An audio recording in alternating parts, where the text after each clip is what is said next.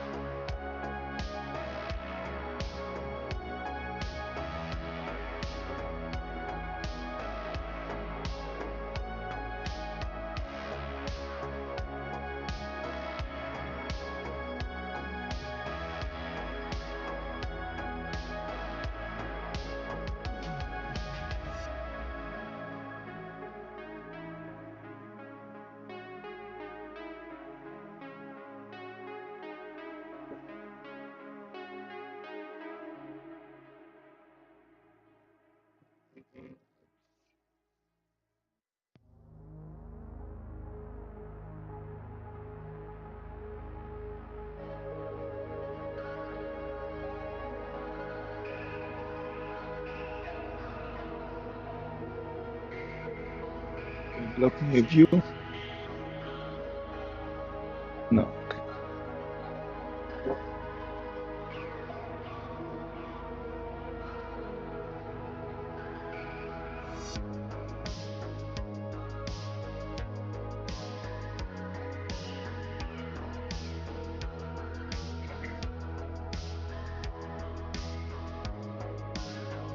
Need to soften. Very stuffy.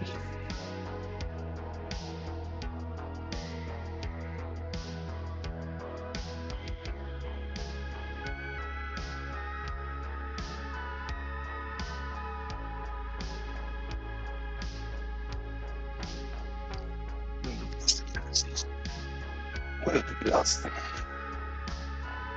Okay, it's kind of good for now. It's good.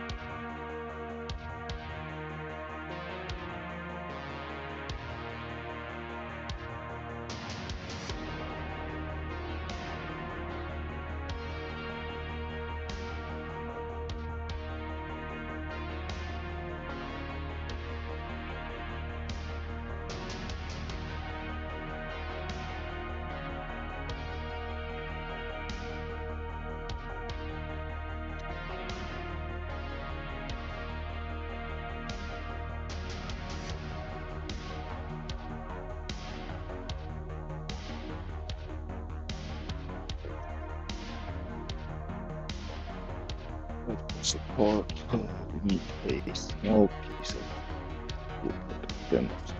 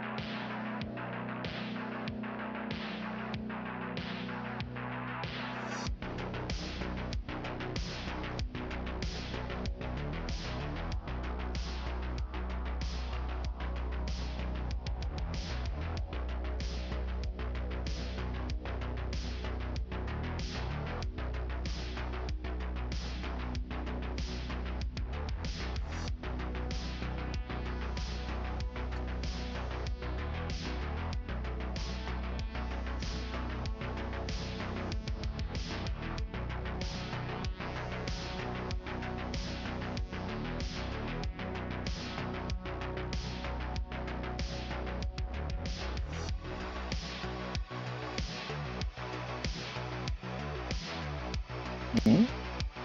Hmm.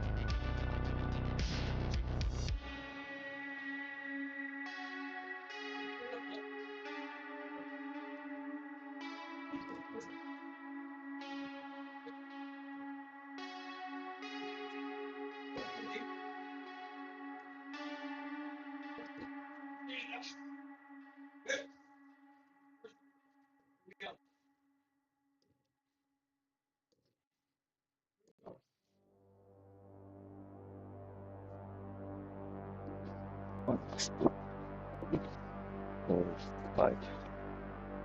Reserves.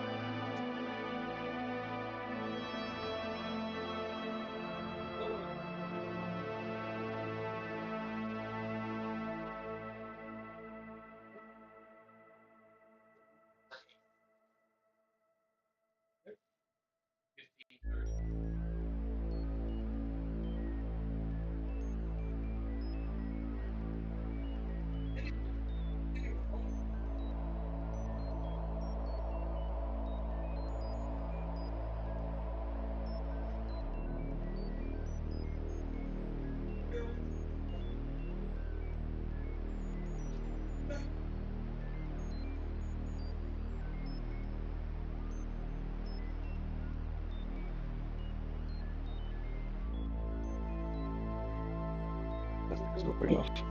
I'm wondering because there's something happening outside of the problems. Sure, they escalate too much.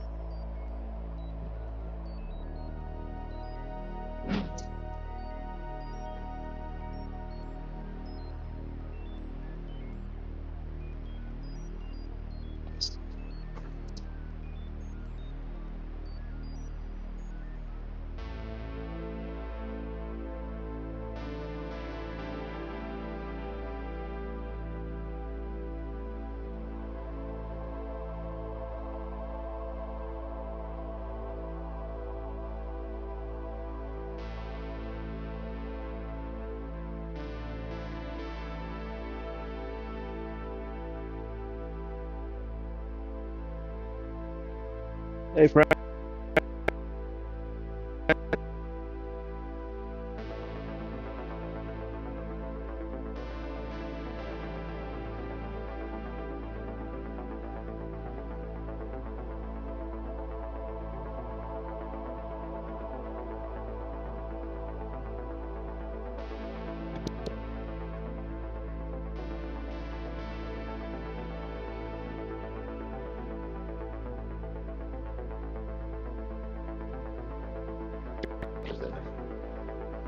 Figure I'll pop my head out.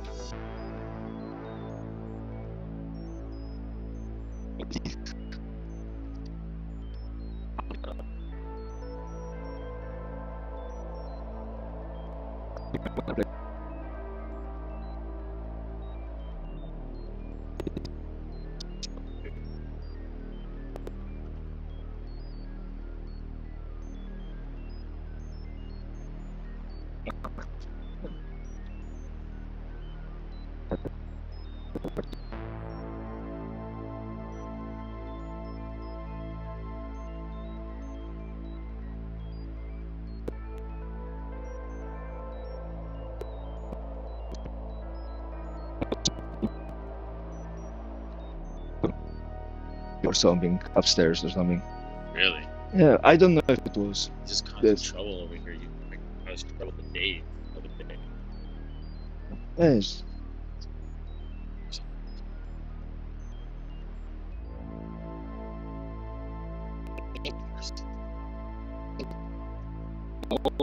And ask what to do about it.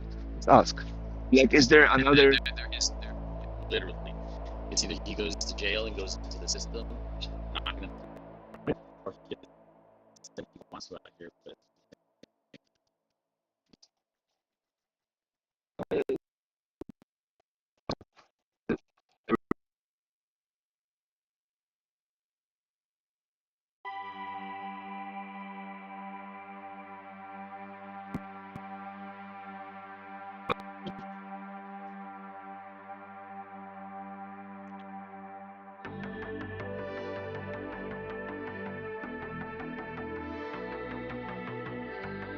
If you ever, I'm gonna be stepping out when things get a little bigger and louder.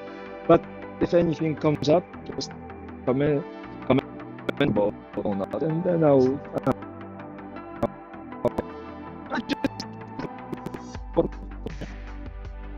just go now to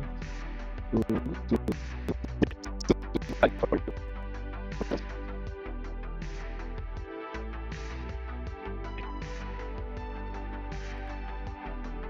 he comes to the Murphy's Law. That sucker is just waiting for you to be right there, and then just throws anything else. Yeah. I have my table router break. I have to, do all of those by hand to the point where my finger was numb for 2 days because it's just nerve damage. Because you gripping it and just just doing it by hand. So yeah, it's like this. Thanks. I'm glad you're okay. Mhm. You too.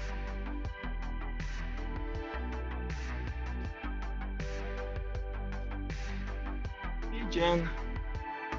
Yeah, I'm getting involved. Getting involved.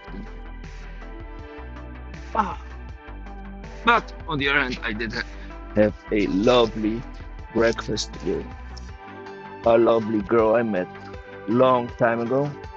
I married her too, so that's nice. Uh,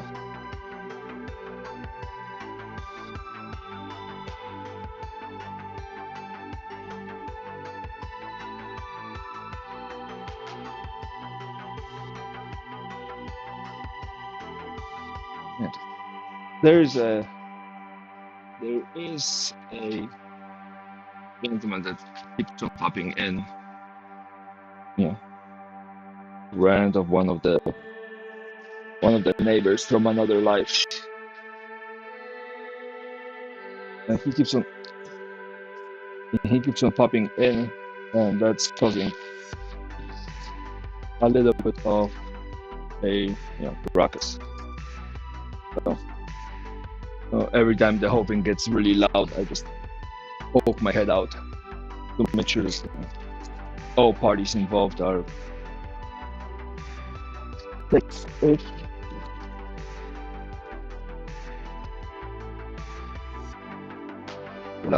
The last thing we want is people starting to crack heads.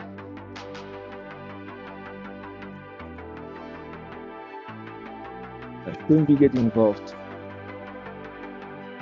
You know me, hearing you too. Nice. We went shopping to the swap meet, and I bought 2 sockets to help with putting this together, and then a kind of a drill base. I have it put together. I was thinking about buying it for a while. I had a plastic one that fell apart. I bought it on AliExpress for $15. This one was online for 40. I got it for 10 at the swap meet, so that's hopefully is going to help with some of the products that are coming up. But slowly I'm running out of things to buy, which is a good problem to have. Running out of things to buy is a good problem to have. I have almost all the machines. Right now, a sander would be absolutely amazing, so I wouldn't have to sand these by hand.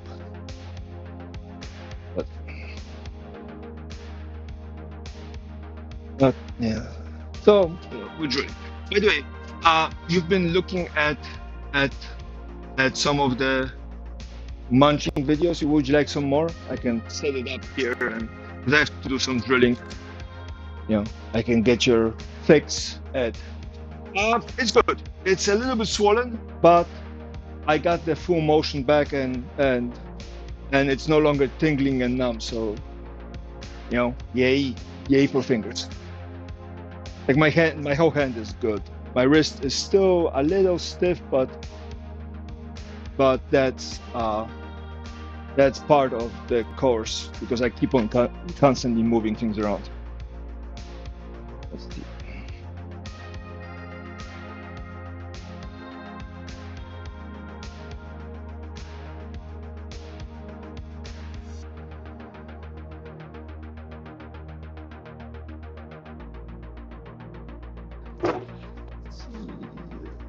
Connect device, search.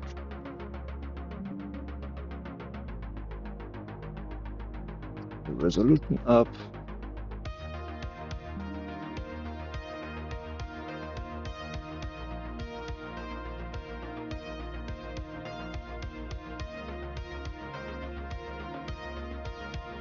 We just get us a munch.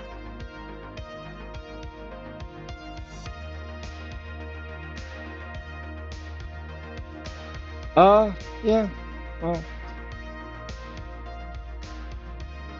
okay, we will see. Thanks.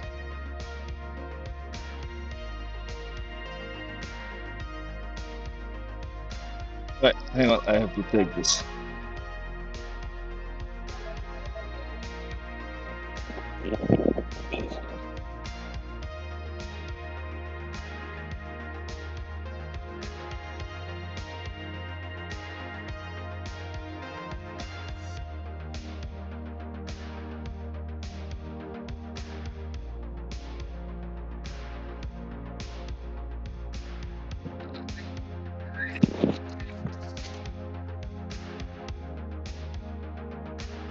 I'll be back.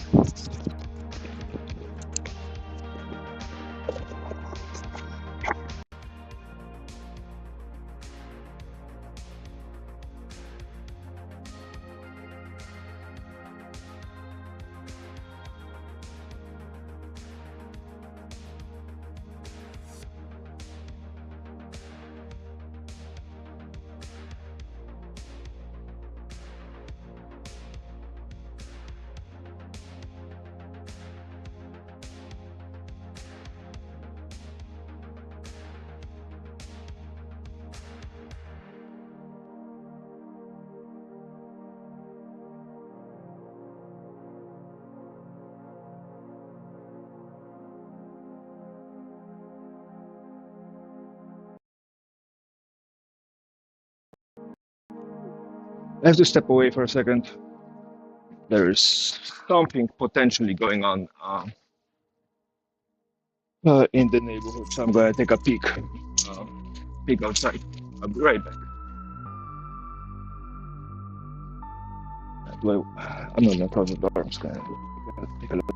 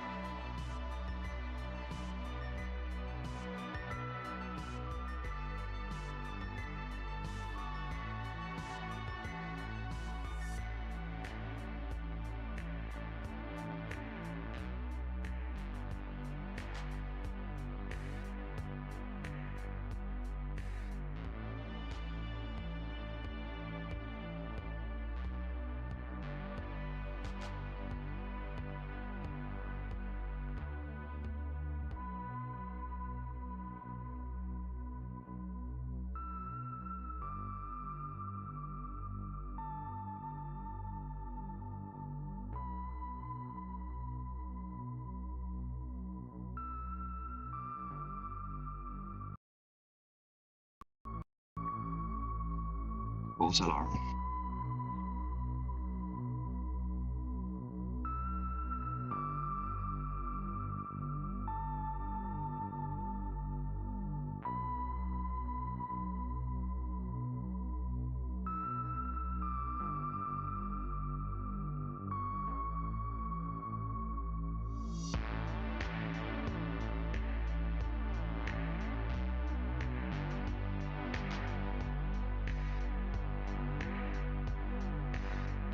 Okay. So the story goes, my neighbor, when he was driving out, said that he just noticed two people that looked suspicious with with something that looked like bolt cutters. Again, he is probably getting paranoid because of the interaction with the other person that happened, that I was just kind of poking my head about. So let's go back to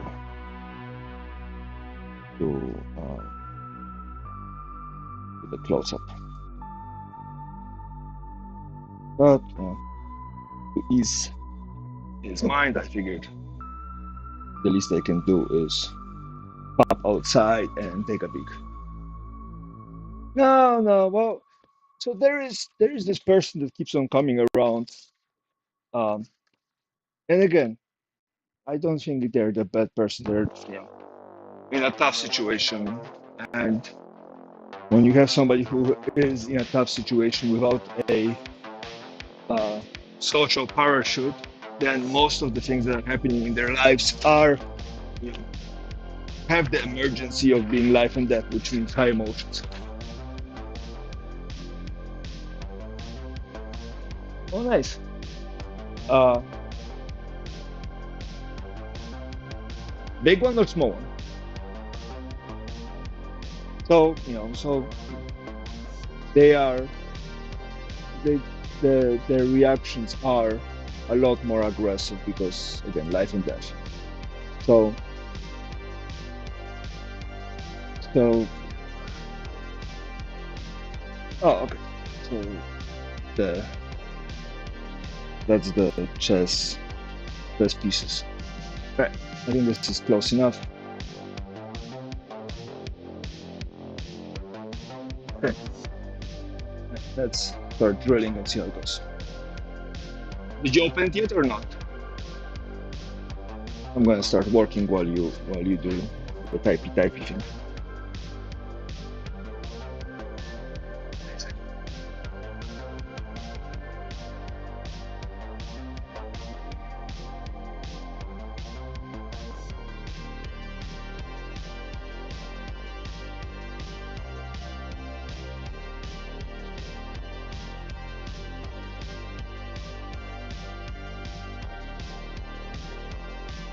Yes.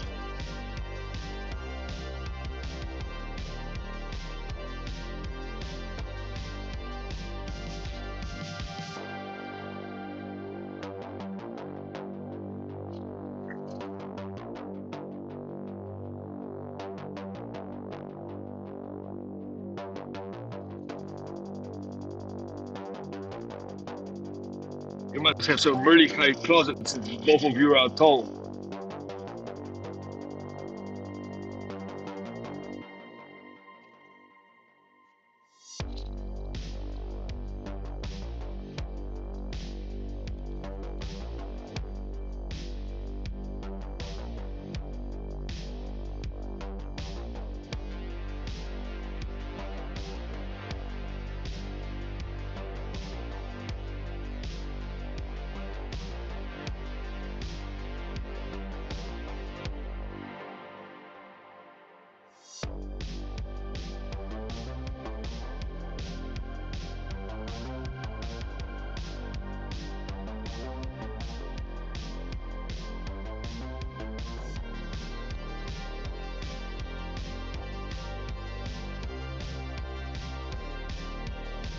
Oh, okay.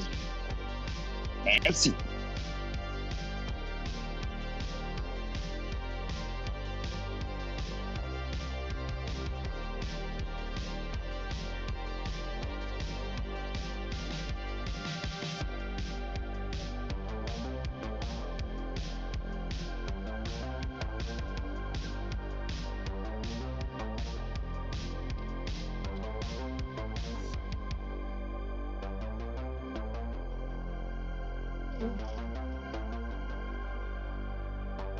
Hopefully, the fact that it's a recycled box won't ruin the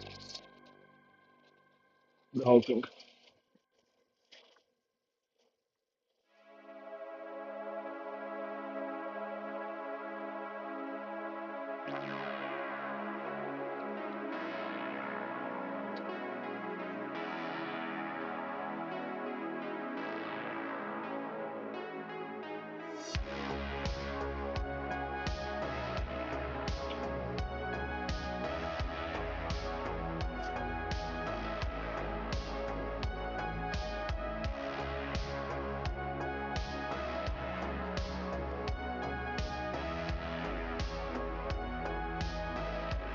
Oh, the magic It's the fact that it traveled, a couple thousand miles to get to you in what, less than a week.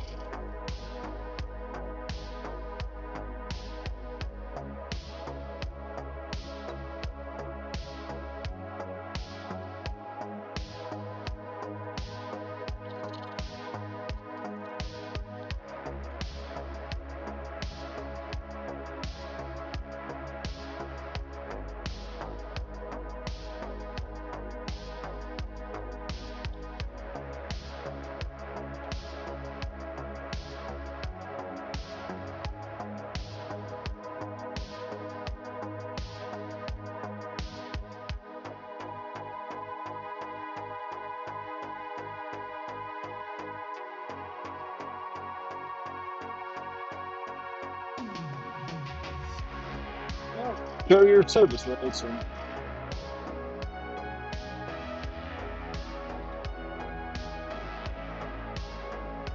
and nothing else seemed to be available to me at the price.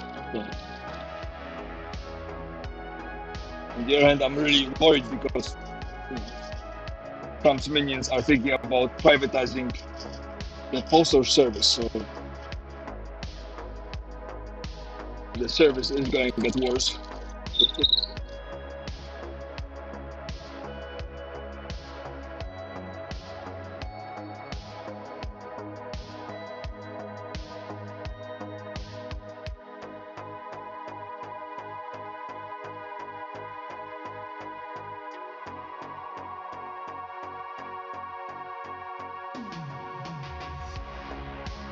Path of Exile 2 looks so fun. Looks so fun. People are playing and there's like fire and lighting everywhere, and I'm like, oh, I want to play it. But then again, I need to finish this and another job this year, so.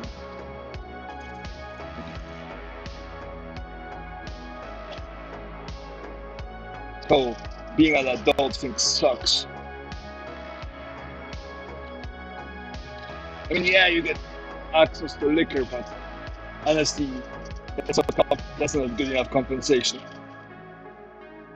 And then next year is going to be tax season, so I have to figure out if I got all my ducks in a row. So all my receipts scanned and all my payments collected and whatnot. So, yeesh.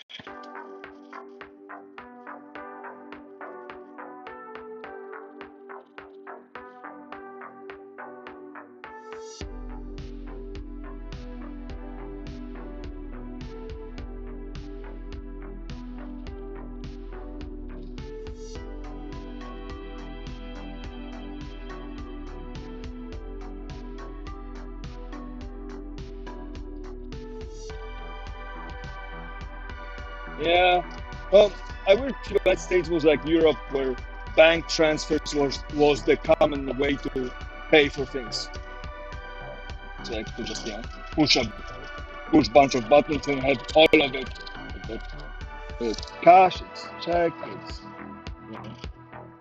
couple PayPals here and there, and it's and then people are like, "Oh, can I pay you Venmo or Cash App?" And I'm like, "No, let's be less things." And then of course credit cards are imposing those ridiculous fees for everything, and it's like, seriously, you're imposing those huge fees on every transaction, and it's like, what am I getting out of it? What's the benefit to me? Aside the fact that I can use your monopoly.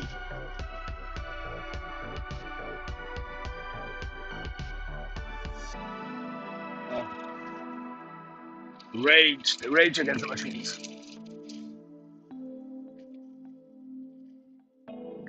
Oh yeah, but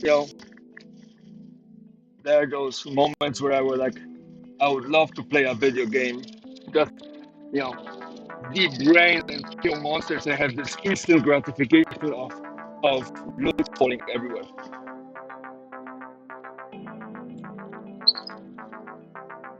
mean, don't take me wrong. It's making things out of wood is very fulfilling. Sometimes when your hands hurt, your back hurts. Like today, I had a hard time getting motivated in the morning. I was just distracted. And I look at my shop and I love what I think of the place. And just I wish, there was a fan in one place and something else in another, and something was waxed or cleaned or sharpened. And always something. Most days, I relish. Hell, almost every single day I relish. But on the days I have a hard time, getting started, and just have to do paperwork, answer emails, I run into the problem of like, I could have just hit pocket and go back to playing video games. And then I would break one big promise that I made. So I'm not about breaking promises if I can help it.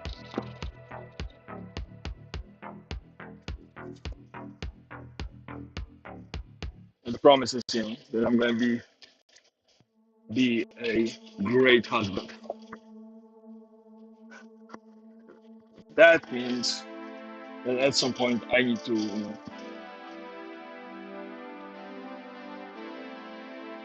to, stop pretending like not improving and constantly getting better at my job and with clients and whatever is not part of that process. The big part of being better is being better as an individual. But with one job that requires you to be better as a human being, be better at it. Programmers, lines of codes, woodworkers have the pieces they make, but being a partner means you as an individual are getting better.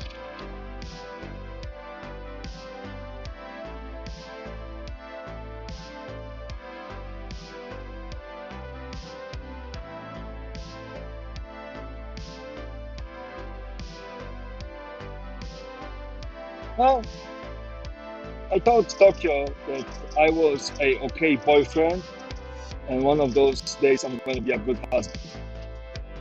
So that means that the challenge and the fight and the attempt to do it better, is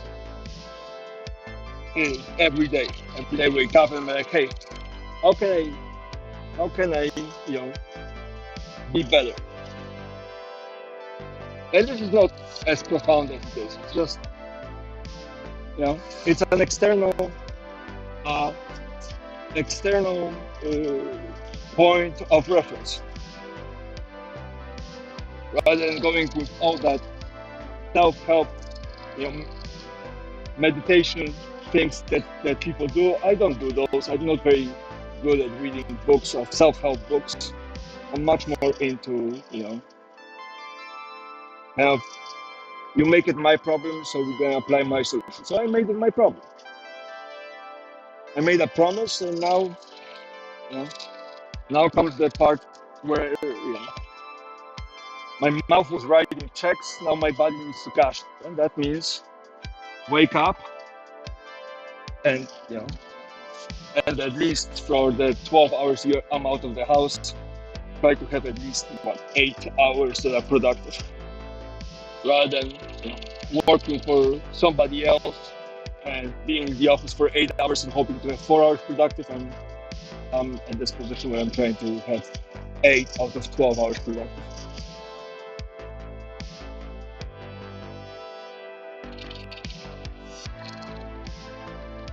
Well, I have nothing else to go by, right?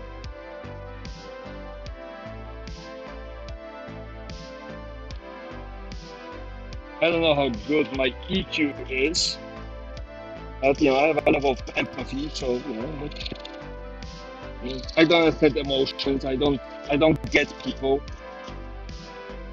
Yesterday I spent some time talking to NPT about about is being too nice of a person a problem. I don't think it's a problem. Being taken advantage of because you're too nice is a problem, but actually just being too nice, I don't think that that's a problem. But that's a whole conversation. I read a couple of these kind of maybe not self-help books, but those kind of thoughtful books. One of the ones I thought was kind of nice was Art of Loving by Erich Fromm. Um, it's a small book, so that's not bad. Then I read Karl Marx and Engels' Communist Manifesto. That's a self-help book, as we saw in New York with the United Health CEO.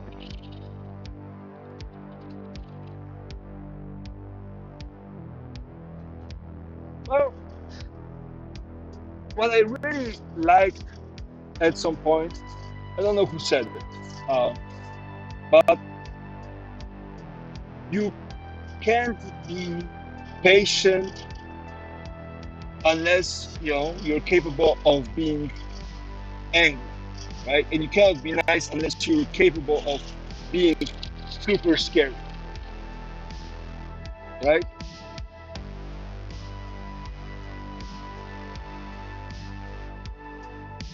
Like, you don't get to be kind unless you're capable of very, very large amounts of unkindness, violence, or whatever you want to call it, right? Because there's the power. The power is that you get to be the scary monster, but you choose not, right? You're not nice because you have no other option, right? Because smallest uh, you're the smallest fish in the tank, so you have to be nice to all the other nice fish. Right? You're being nice because you choose to. Now, could be because you don't like the other person or because whatever, but okay. And sometimes Tokyo looks at me like I'm the scariest, scariest monster on the planet.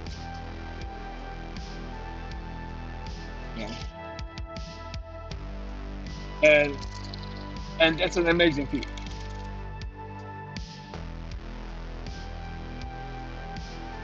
Yeah. Look, I really like the fact that Tokyo sometimes looks at me and talks about me like Annie in League of Legends talks about Tibers. Have you seen my bear Tibers? Have you seen my dragon QQ kind of thing?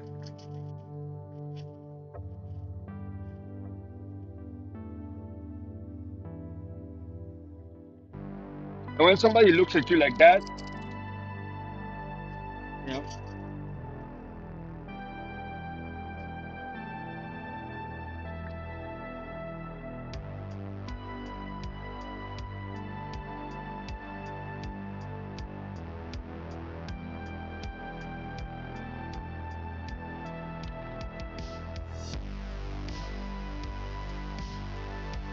somebody looks at you like that, you're scared. How many villages do you need me to burn down so you're warm at night?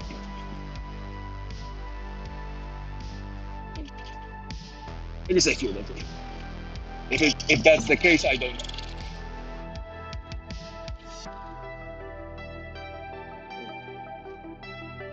know. Doctor is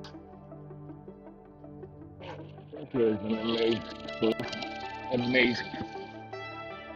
I don't know what he's doing with a group like me, but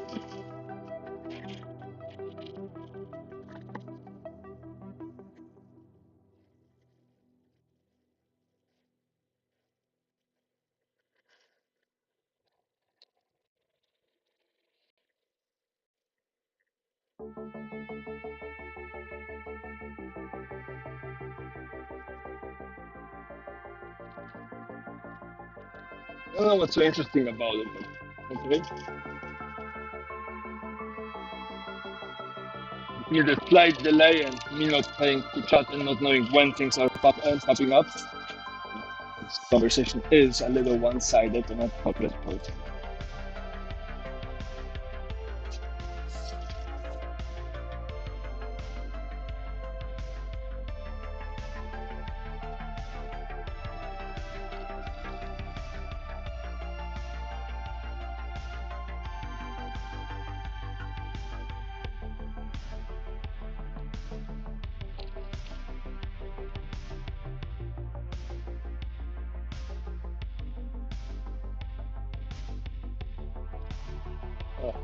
Sometimes I think that, I know that Tokyo is one of the greatest things that happened to me in my life. Being around greatness is nice. Plus, we wouldn't have Cupid's Wood without Tokyo, so there is that. You will have a test set, without Tokyo. So that's part one. But I'm thinking that given a little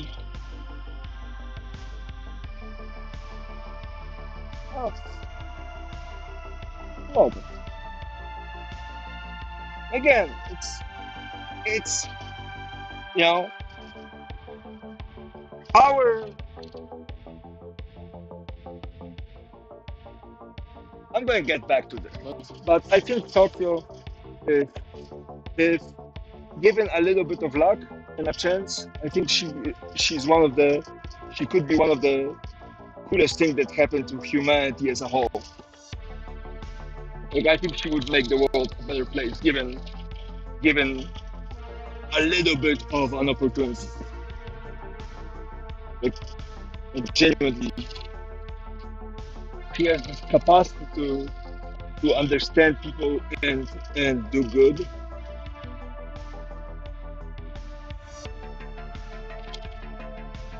It definitely made my life better. I'm actually genuinely peaceful. Happy is a weird emotion.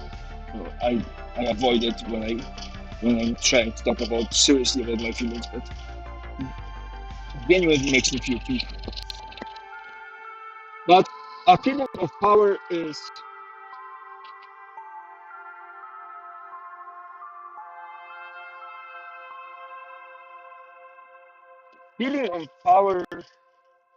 weird because there is the active part where you get to affect the environment to do your bidding. There's that part. But if you think about it, actual real power is not you affecting the environment, but the environment changing and readjusting for you without you having to actually do it. Like a lot of guys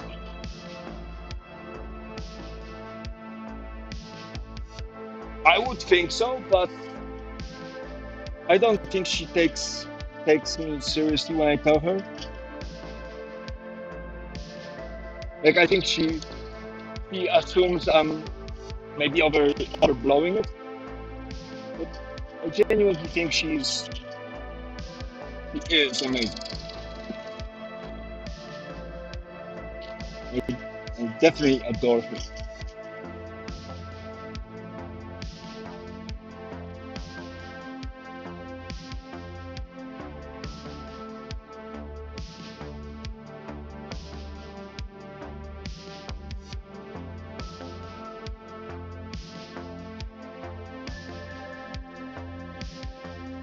I think that's what it means to have a partner. At least for me, that makes sense. Like, it's not about what they can do for you, what you can do for them. Is how you guys can make the world much more hospitable to the existence of the two of you. I mean, my definition of relationship is two whole individuals who can function on their own, that think it's better together than apart. And I think me and Tokyo know it's better together than apart.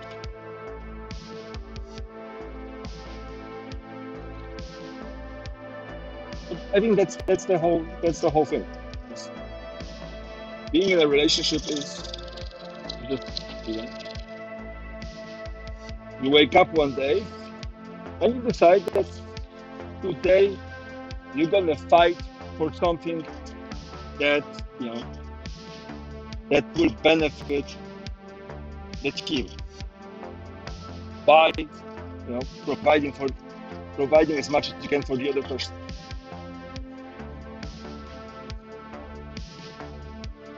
Yeah. If you think about, in a simplistic way, if you think about relationships as effort, right?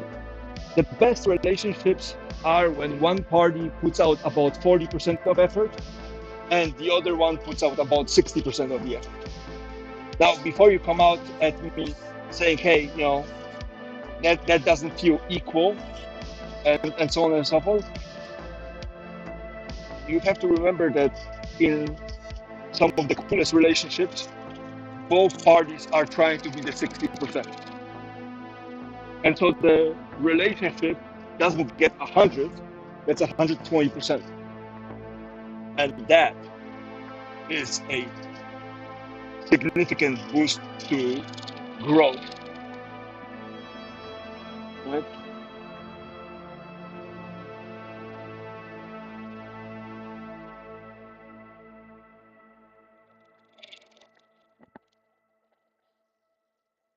But yeah, I don't know if Tokyo knows.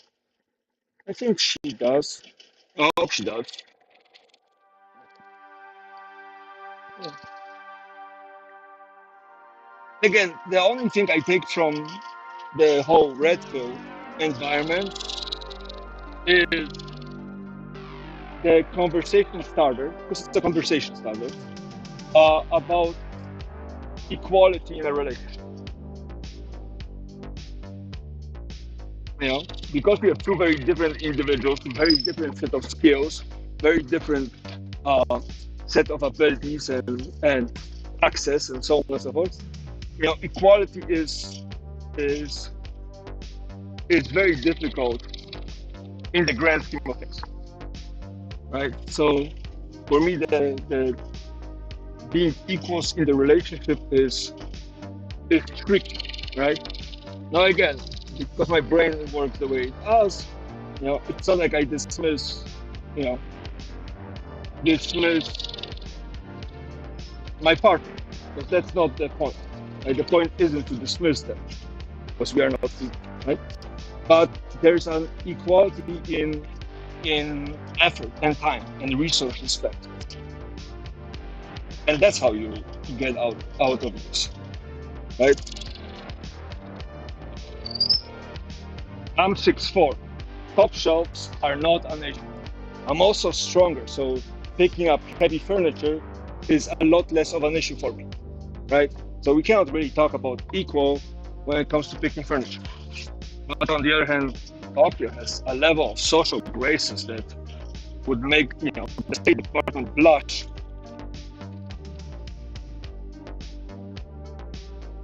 No, human rights, obvious, right? Human rights and the access opportunities is whatever.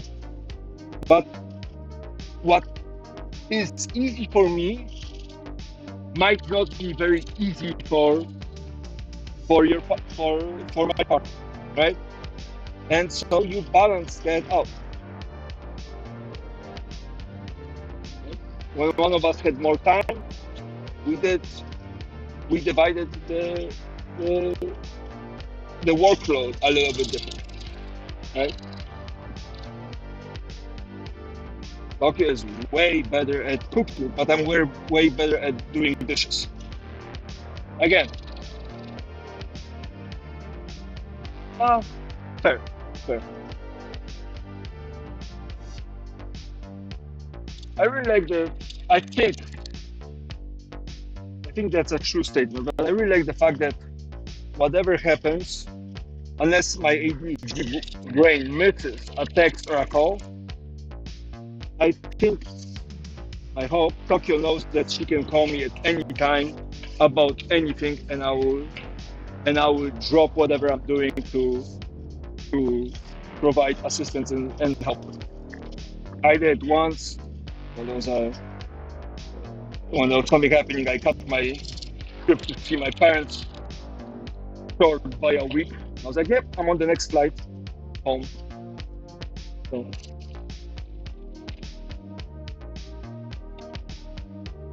oh yeah, but the balancing is, it's hard to balance things. Like I really hate. I really have a hard time with the arguments around one of the partners being a homemaker. I don't want to say housewife or house husband, but a homemaker, right? Because yes, you definitely can put value on dishes, cooking, and laundry. But if dishes, cooking, and laundry is all you want, right? Then it's a lot cheaper to hire a maid, a cook, and a sex worker, and a nanny, right? There has to be a value added to it that's kind of hard to quantify, but because it's hard to quantify, that, especially in ugly divorce, gets blown out of proportions.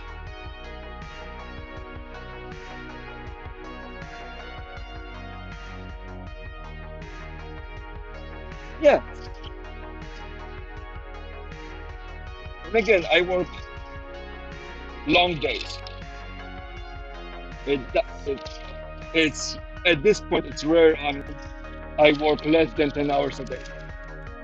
Most of my days are 12, 14 hours long. 11 has been kind of common lately. So I come home and I feel bad that sometimes I cannot fix something, but then, you need to fix something. A shelf in the cabinet is in the wrong thing.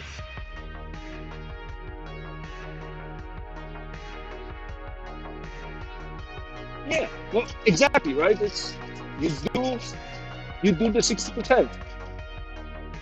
There's this beautiful thing I heard on the internet, on one of the TikToks, because there's a source of good information. Is there was a guy that said,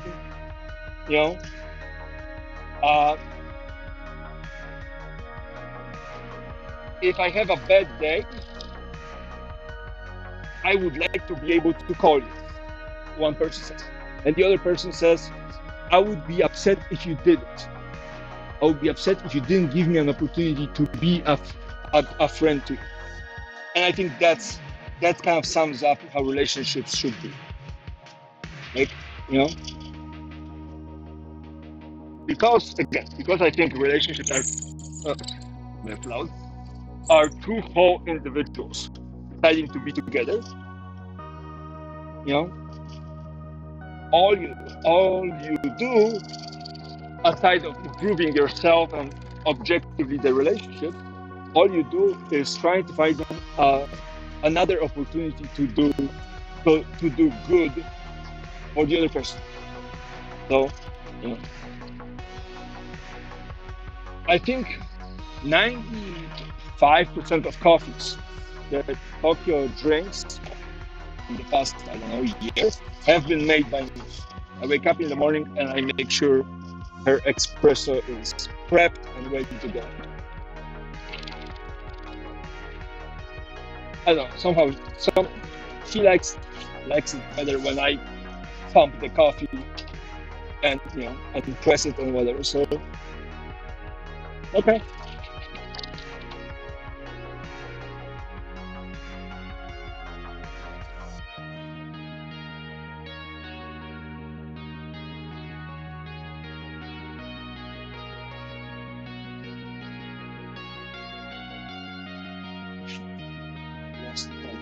crap as well.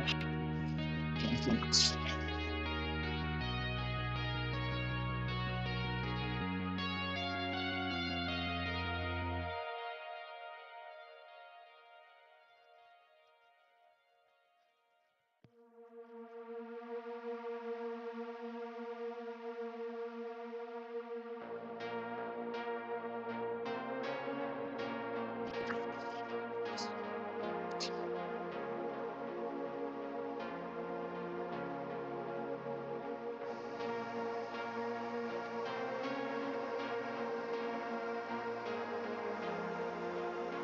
Yeah.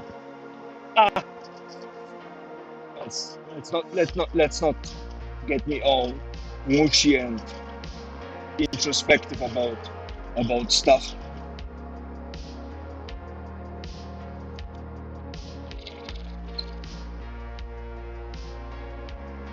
I can't wait till I'm done with this so I can build the cabinets. I have some cool ideas. I hope I can actually make them come to life.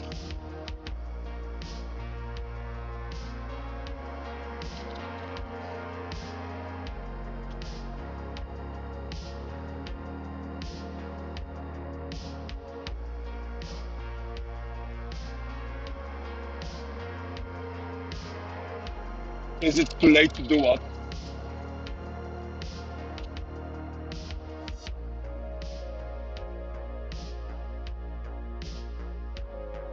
To make the cabinets?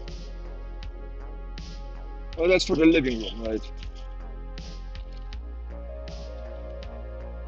There's a need for cabinets, storage, pantry, a work desk. Tokyo is also thinking about maybe, trying her hand at CNCing or laser engraving, so that's really exciting.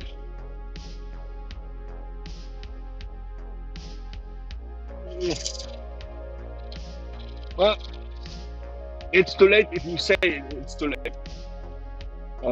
I'm optimistic.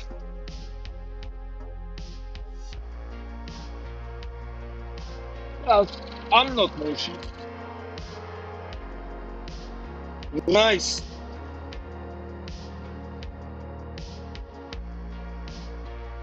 And then we're gonna find out that you cannot open the screws because between Loctite, wood glue, and actually peeling the whole thing with black magic, the whole thing is just dead. Oh, I'm gonna have to do that to somebody. I'm gonna have to get the whole thing closed, and on the inside of the box, put a pentagram with like red chalk and and back parts and some ivory and whatnot.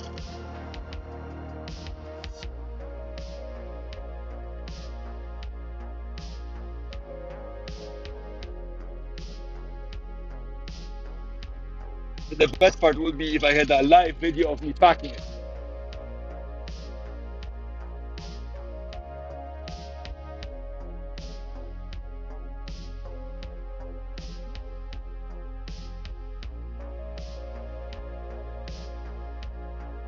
Oh yeah. Hopefully they're good enough. I kind of appreciate the fact that you don't planning on opening them and you're just kind of going surprised by the hole. On the other hand, I'm feeling really really insecure about the fact that that you're gonna gift it without inspecting it and whatnot. So yeah, anxiety level high. But what today is? What's today? Today is the 15th, so I have to wait 2 more days. No, you do what you think is best. I'm saying that I have a level of insecurity just in case, just in case those pieces aren't. Oh yeah, you're one that hit. Well, just in case, the pieces aren't exactly what you want. They look good on camera from far away, but you look at up close and like, I wish this was this was that. Although, hand on heart, I there's very little that will convince me to carve you another set of 4 horses. I'm kind of over carving horses. After 8 horses carved, I'm over carving horses for me. But no. Again, you do what you want. You bought it, it's yours, it's shipped. Cannot do anything about it. But there's a genuinely level of insecurity about it. Like any artist. Yeah, there were a little bit. Again, next time I'm gonna probably figure out what kind of sander I have for shapes and design the horses around the sanding so I can sand it rather than carve, so I can speed up the process. Not because I want the pieces done quickly, but because carving them was really hard on my hands. And slicing up my fingers and so. And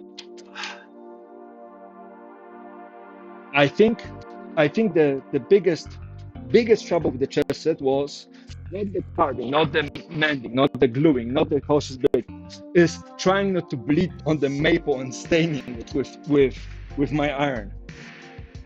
Like genuinely, that was the most difficult part. It was just trying not to bleed on the art. Bleed on the art.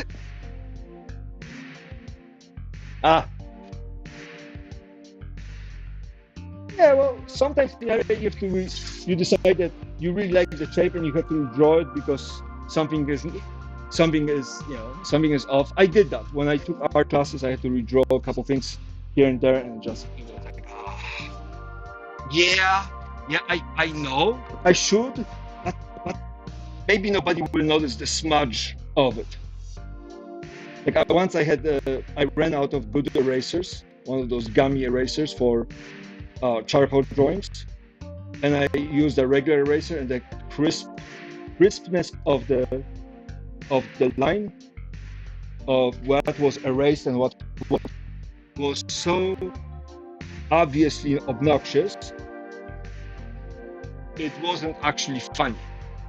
And so I tried to mark it up, and then I smudged something else and fingerprints, and again it's charcoal, so that stuff gets everywhere all the time. And eventually I was like, what, I'm gonna have to probably redraw it, and it just was like, I don't want to. Like, yeah, although pastels are also oil pastels are also one of those fun things that if you're not careful and you smudge it, it's like like, why am I doing this to myself?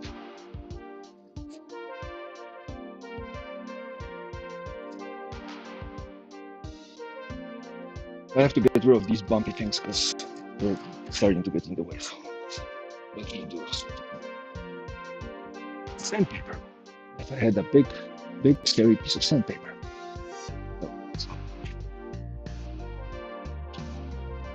I think the most things that I'm excited about that kind of keeps me going right now is the fact that the moment I finish this and I start working on the cabinets, I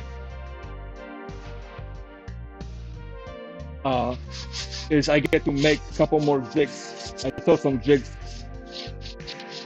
online on TikTok, and I'm like, I need to make myself one of those.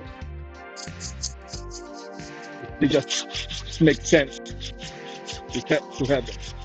But I need to make a crosscut sledge so I can make things square on the table so a little bit more.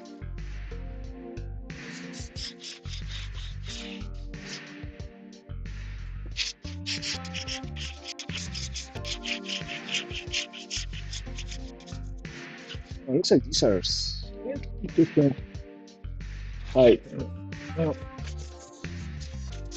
Again, 1/4-inch carpentry, right? 16th of an inch carpentry. Things are a little off. It's okay. My mom likes watercolors. She's really good at watercolors. My mom just does a lot of things. She did paper. stained glass things out of paper and see-through foil. She did ceramics. She did a bunch of things. She's one of those people that art come easy, or maybe it's easy, maybe she worked really hard. It's one of those like wow.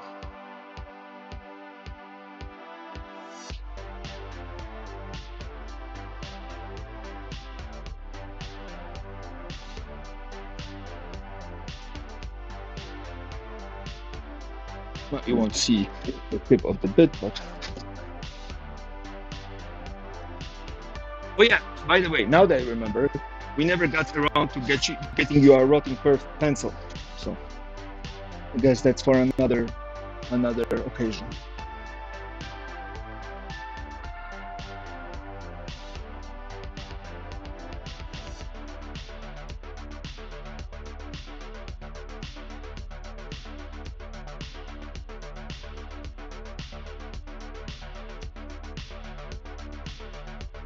Yeah. And the rest of us common folk have to actually work for it.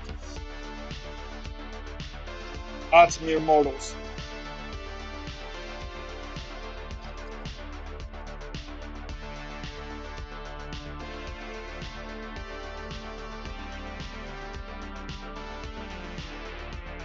Well, the pencil extenders, that's another cool project.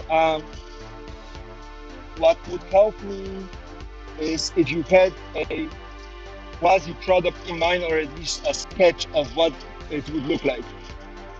You know, if you're looking just at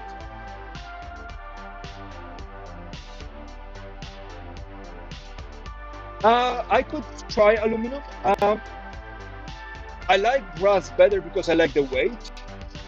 Plus, brass is naturally antimicrobial, so it's healthier. But aluminum is lighter and whatnot. The aluminum is weird to machine. I can cut it the way I would cut hardwood. So I can cut it. I can strip it. But when aluminum warms up, it starts getting sticky. So I cannot reliably do large cuts. I have to go slower. Again, doable.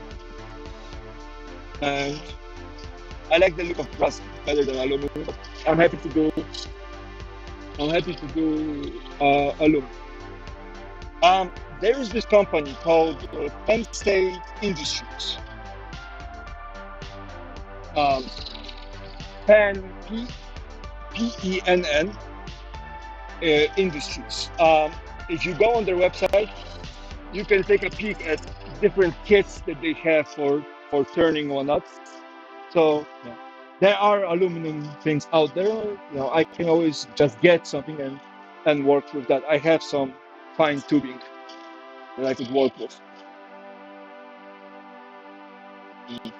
Again, a whole thing out of sheer, a whole thing made out of sheer aluminum. It's a little trickier than that. Not saying I cannot do. Happy to.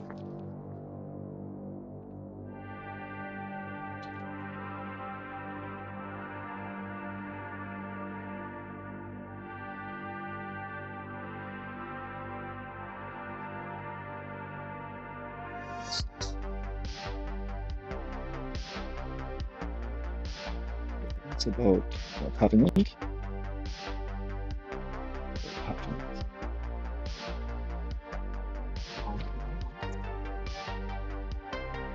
So 3/4.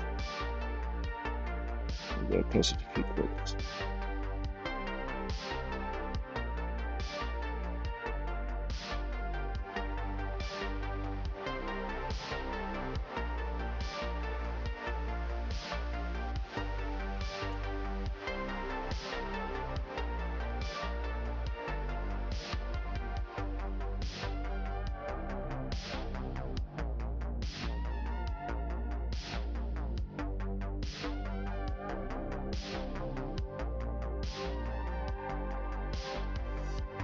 tell you what I tell every single client that asks me about, can you?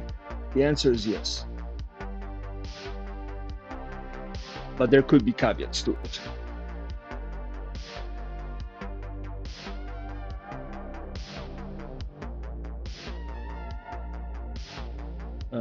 Oh, that's too low. Oh, they have to tip it so you guys can see it. It's not fun.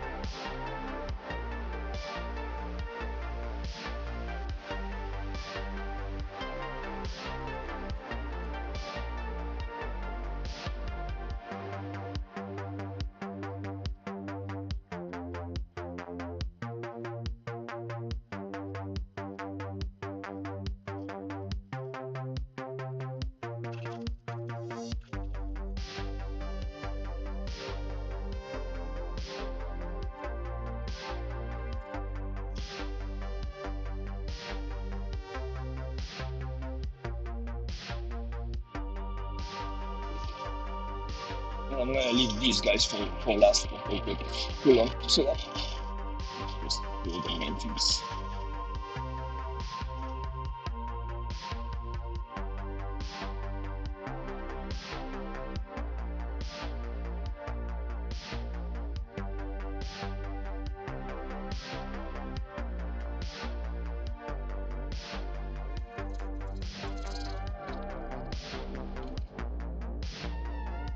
This is the brute force you were hoping for when it comes to a munch video.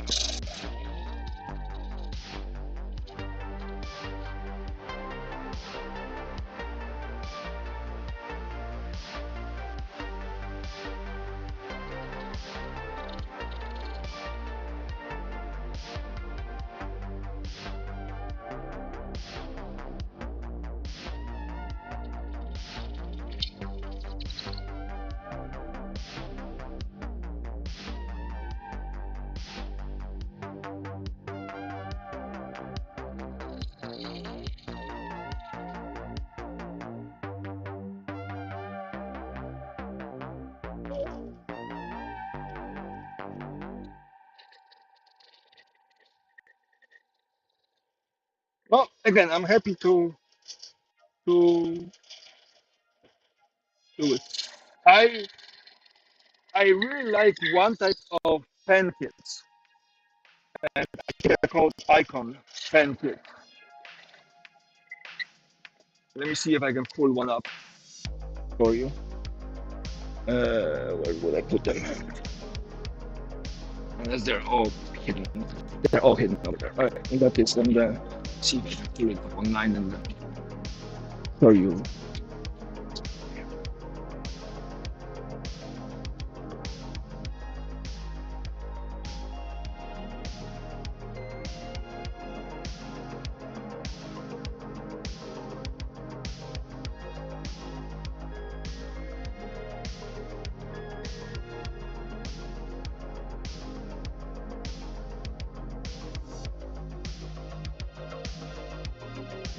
So there's this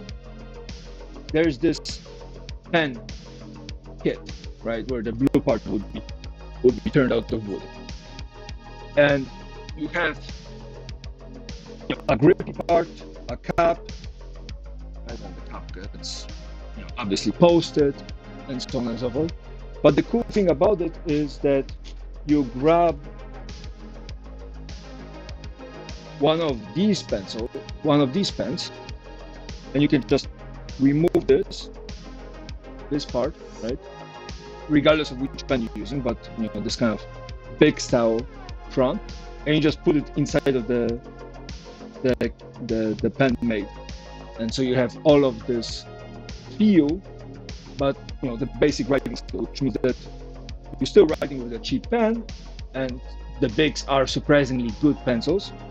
But so again, the whole trick behind it is that there's a little grippy part, some kind of barrel I attach the wood to, and then some kind of cap things at the end. Big pens are really timeless. They've been around for what, 100 years in kind of an unchanged form. So I really like those pens. And again, my mom grades with this specific type of red pen. But I was like, I'm gonna make you some, a handle or two, so you can put the red nibs into something made out of wood, because it's easy to find replacements. And then I made the custom-made holders for the tools to do diamond painting, or this plastic kind of stick-on diamonds. And again, all I needed was the size of the tool you're trying to put in, and then the rest of it was a plastic tube I found somewhere, and and then you make a wooden closure, a brass, and then wooden closure.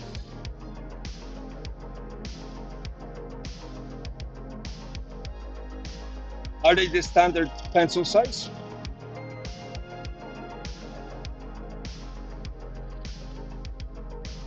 Or are they,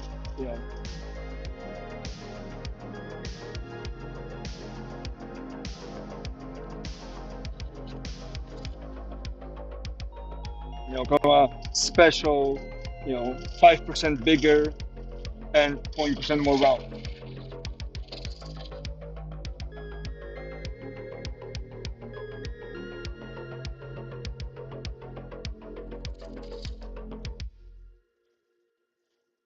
And they're what? Hexagonal?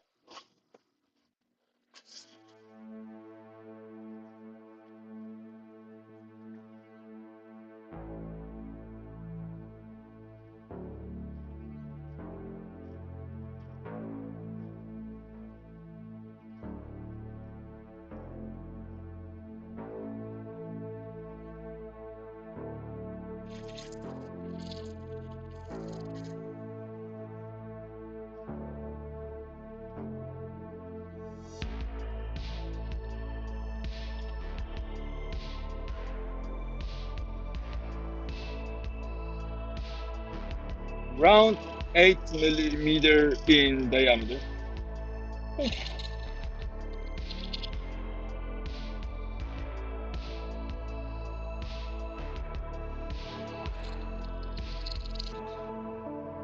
Again, that will have to wait to at least New Year, maybe a little longer. Now I have there's a couple projects I promised to finish, so those need to be finished. And since my boss is too cheap to hire extra help, I'm stuck covering all the shifts.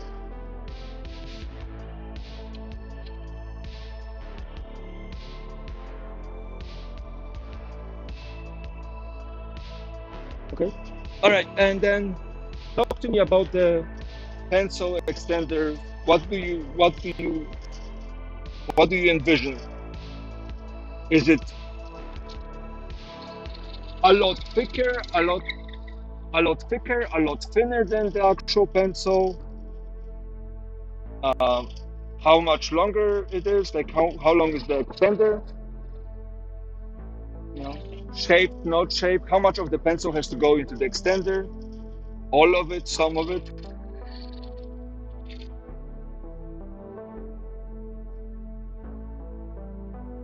I also know one artist that had its favorite kind of old style pencil, like the ones I have from Czechoslovakia, like these guys. And what they would do is they would just crack the pencil open, take out the lead, put the lead inside, right, and just use one of those. But that's kind of a savage. right? Because that just takes the lead and not the pencil, which is not a pencil extender, it's just cannibalizing a pencil. But they was weird, so, and they did mostly monochrome things, so they did one color at a time.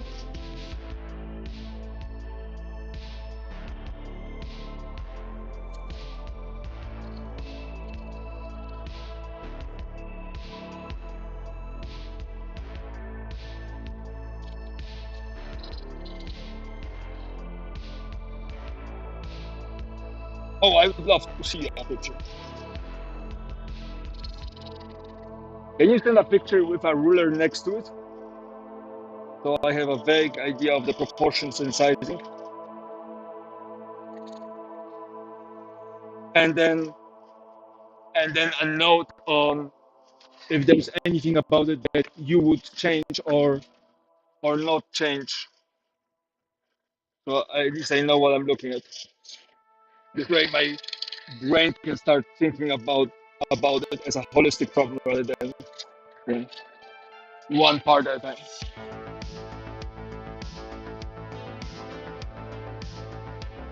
Okay, so it's like a really long secondary eraser.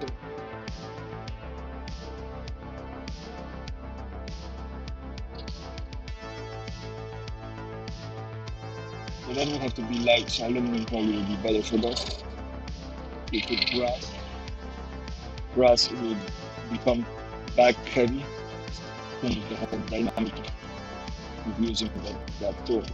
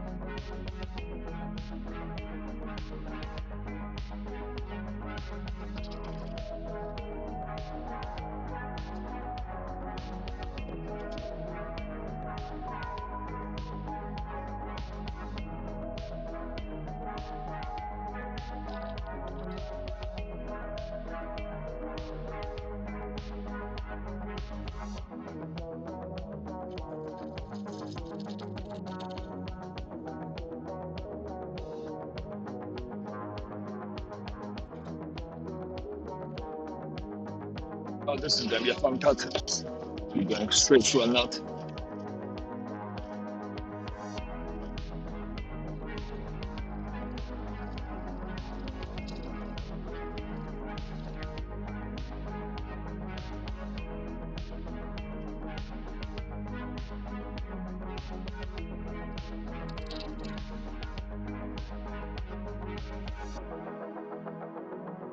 Oh no.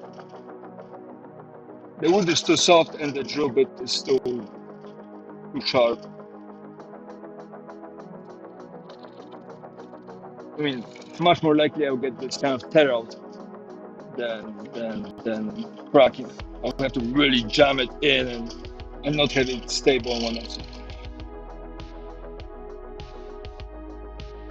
Again, soft wood, so.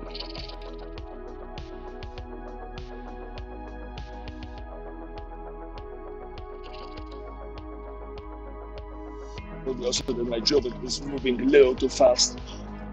Try to keep it at a single speed for all my needs. Again, it doesn't have to be perfect because the holes are going to be slightly larger than the bolt, which means that the bolt will be able to both wiggle and bend inside of the holes that are going through the wood.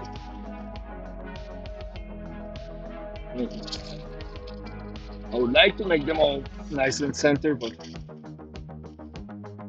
because I didn't have a jointer, they are not absolutely perfectly flat. And then a couple of them actually end up bending a little bit when they kept on drying. And my estimate of a month with change to dry was a little bit more optimistic than I would like to admit.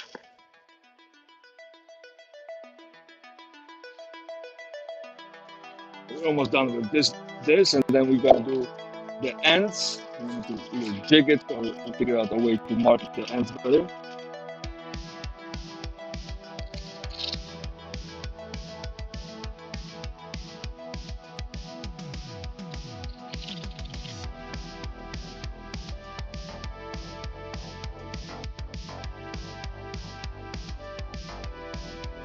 A little bit, but you also don't want to do it because you know, it's soft, but it's, you know, there is some both thickness and rigidity to it, right? And the drier it gets, the more rigid it becomes. So yes, I can straighten things out, I can force things to behave a certain way, but you know, the more strain you put on the wood when you're putting it together, the more that's going to erode the structural integrity over time. So if you have things that are really bent out as it dries, it will become more likely to crack. Right? Because it will move, you know, and you can try to prevent it as much as you can, but eventually the wood is going to do what the wood wants to do.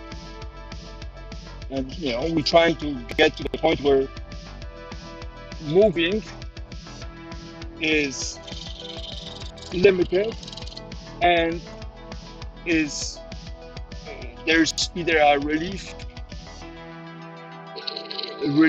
in there or reinforcement that cracking doesn't become an optimal way to relieve the internal stresses. Right. So when you have, for example, big slab tables or a bunch of boards glued together for a tabletop, that tabletop isn't mounted to the legs with heavy screws that just tighten it down. What you want to do is you want to put the screw in a hole that is bigger than the. So you're putting the screw inside of the tabletop, you know, rigid and fast, but in the table base, you make the hole slightly bigger. So when the wood moves with the screw has some place to go.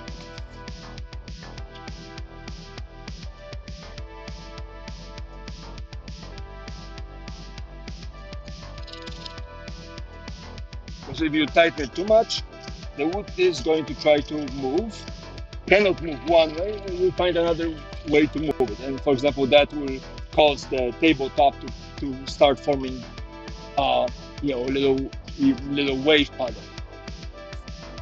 Because wood is going to bend. Then again, if you tighten it from all the directions and make it super solid, then yeah, you might get something good, right?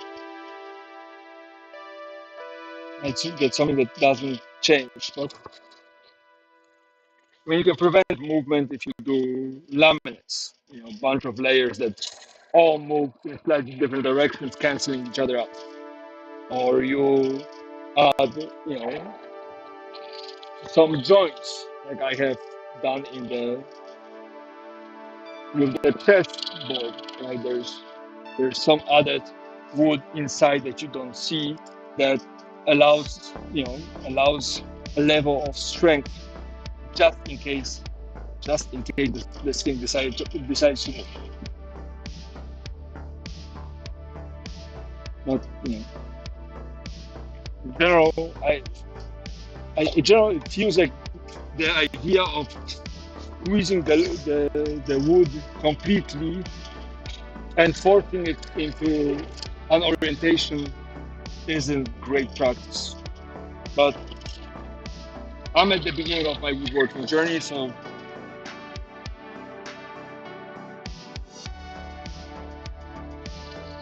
I'm impairing it rather than talking from experience. I know for a fact that a bunch of things moved before on me, but that was due to the fact that I was bending things together that weren't perfectly cut. Because you know, the community saw was out of alignment.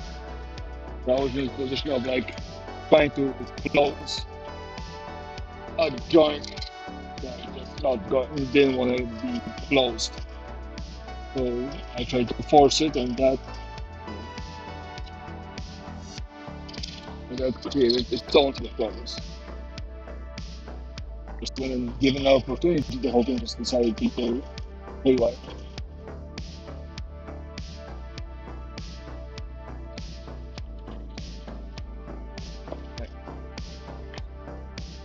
Now we have to mark out where the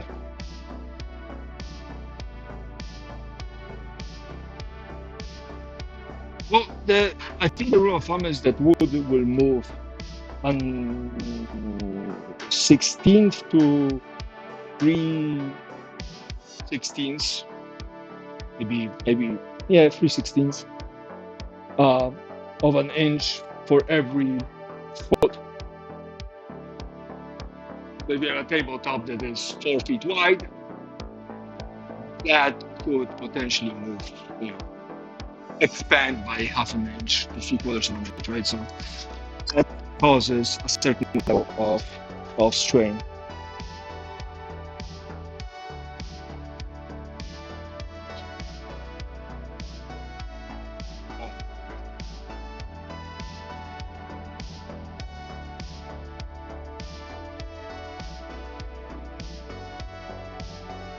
Oh yeah, and they do it with electrical lines and power lines too. Like that's why there's all looping around. This is all these wide chips. So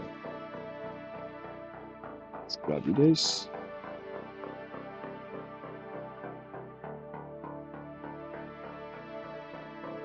Right.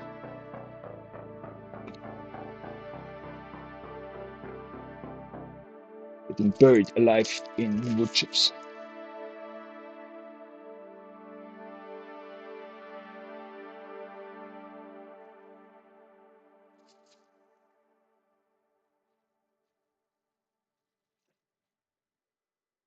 Okay, did I lose it? So, but that's the amount of the wood chips. Nice and deep too. Hey, Dutchman. put your guys back.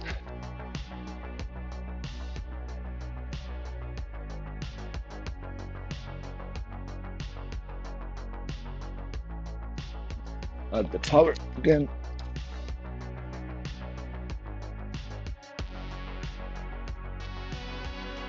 Okay, that was a pretty decent B-roll. It would fall in my face. Now I have to do this. I have to do that. Put the fence up, and I'm just gonna push it against the fence. Hopefully, that's gonna get me where I want to be.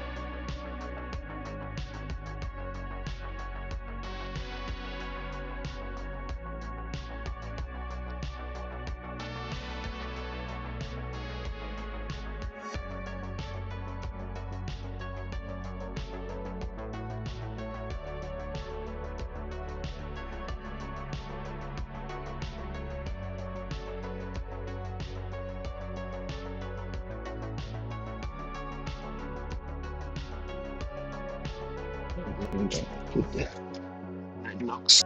Just like this.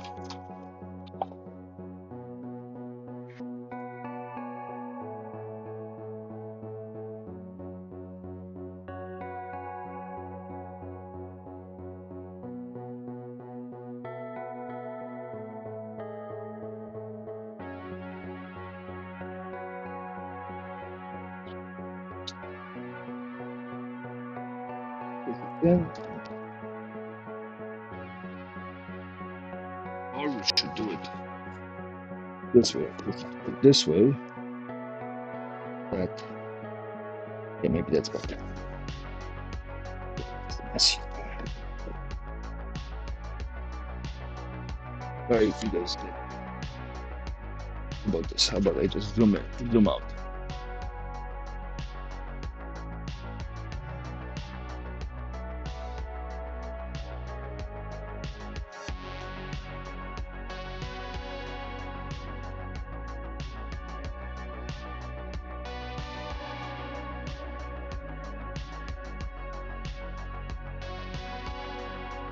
Nice.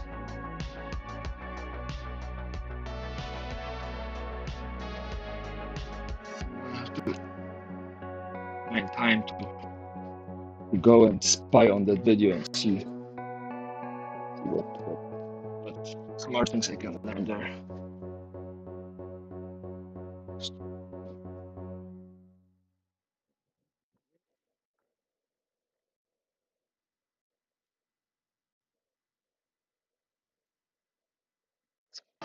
See,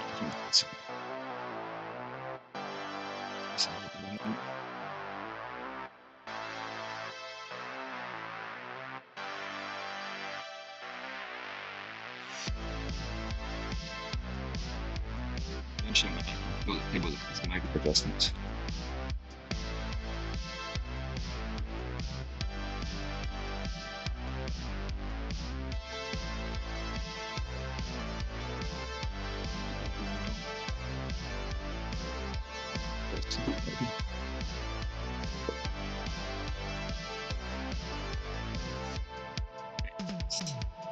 Get you guys a better vantage point.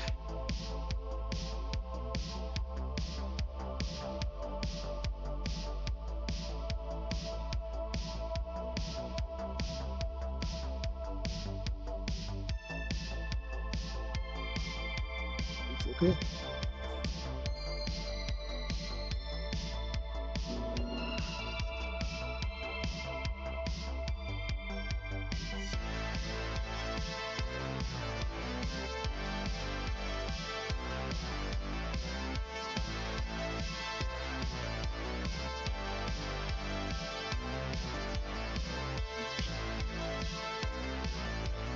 Indent at the end.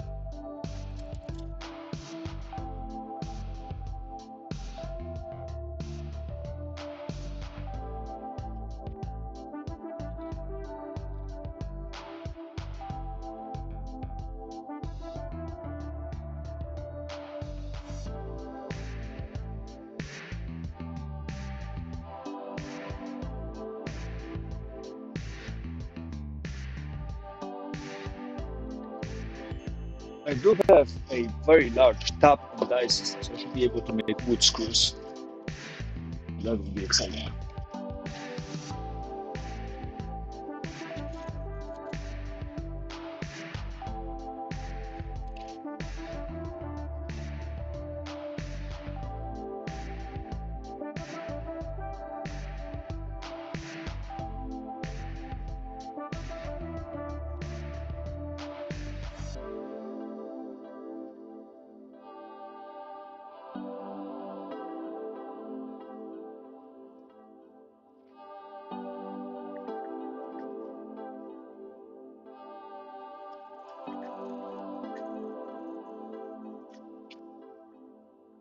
Probably posting a bit would be better for this.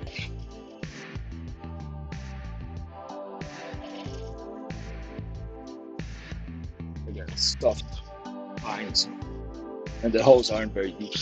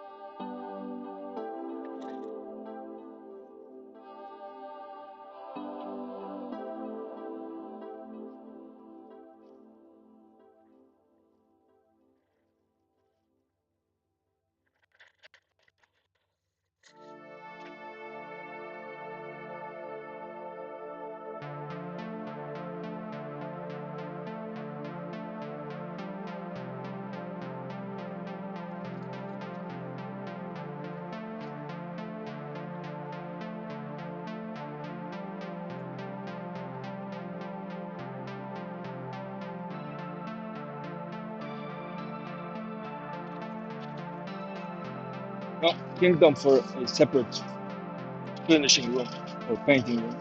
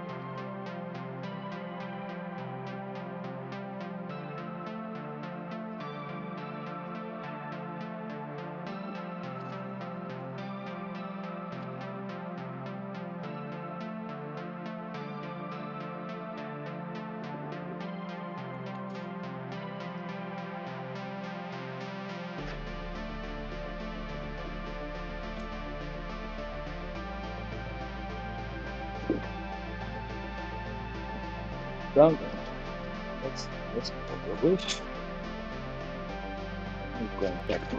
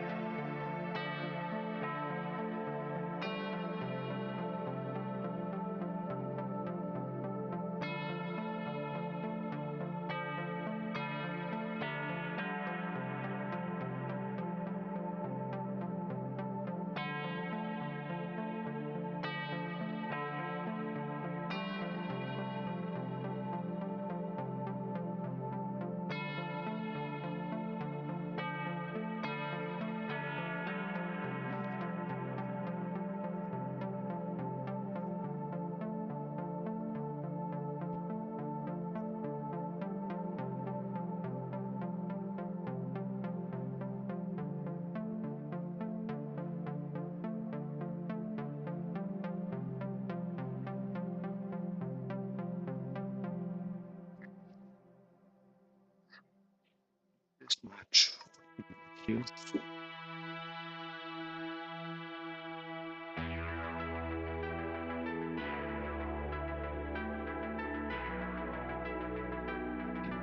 Exhausted. This one's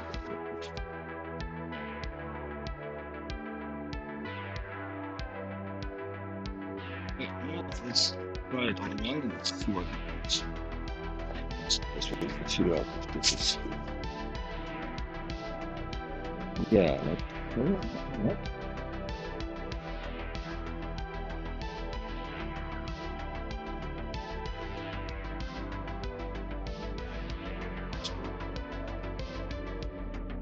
So,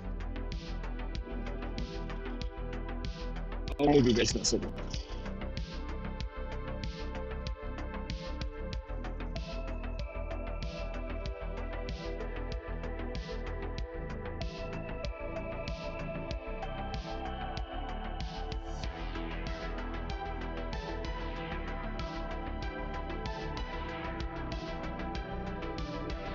Oh, nice. It's actually going straight through the line.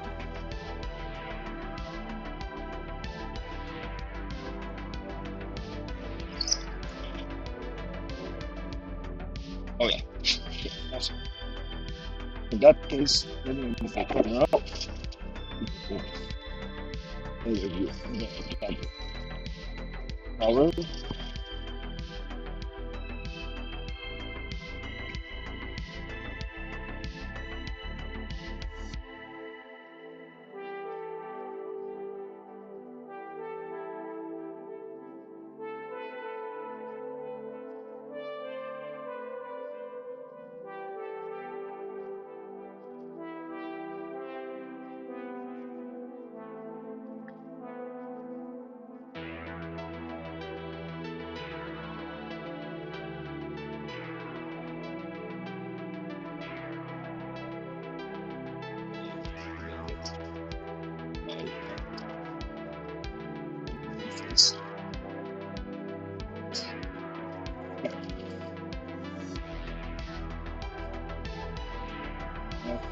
Catering to chat.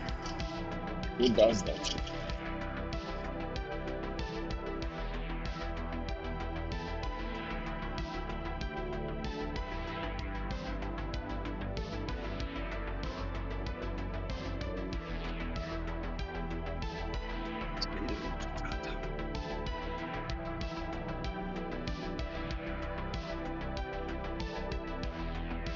How is this?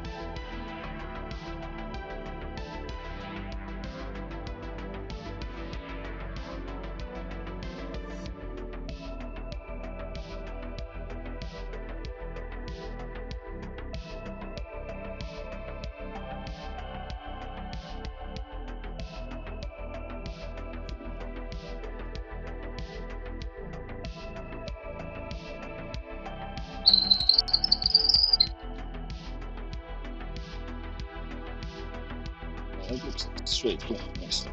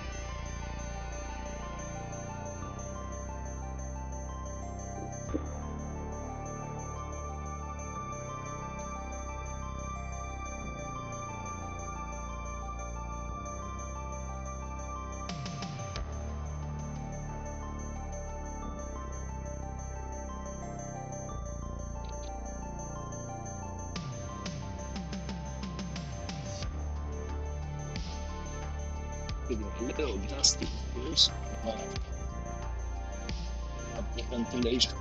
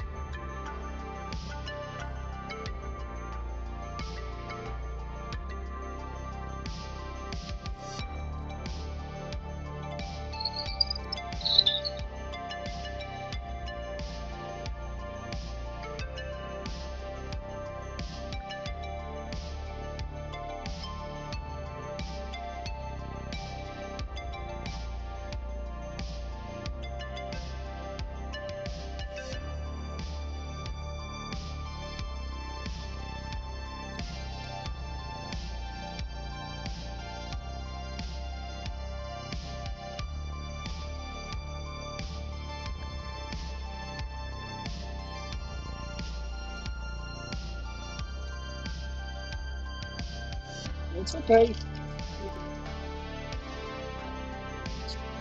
You know, you missed 1 or 2 holes. You know, it's not like golf where you get penalized for it. So slowly just going through the motions. I have 16 of these pieces to make. And I still have to do 70 pieces for the actual beats and tabletops.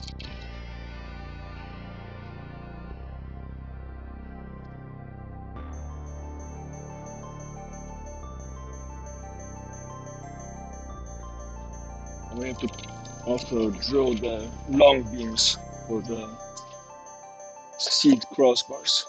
There's 16 of those to do as well. Going through the motion.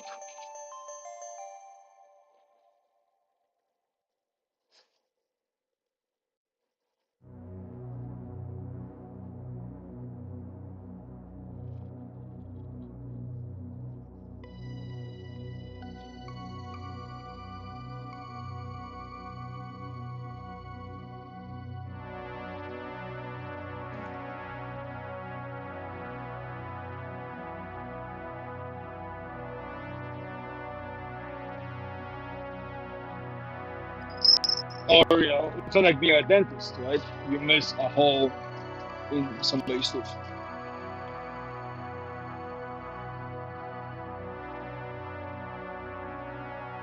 Obviously.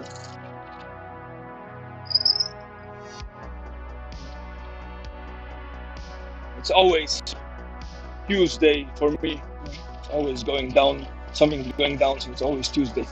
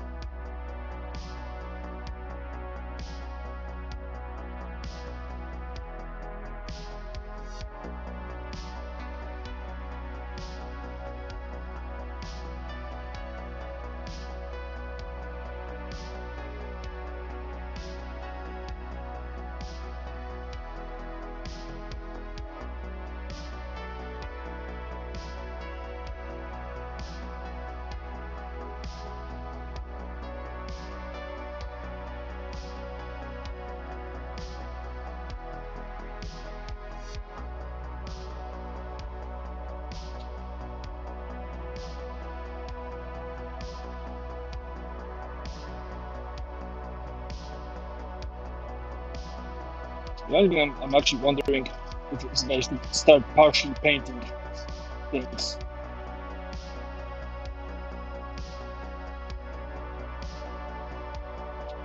Like, yeah, finish these, sand them, paint them, and then put them inside. But painting would be 2 whole days minimum, and 2 nights. Mostly I'm just worried about the sanding.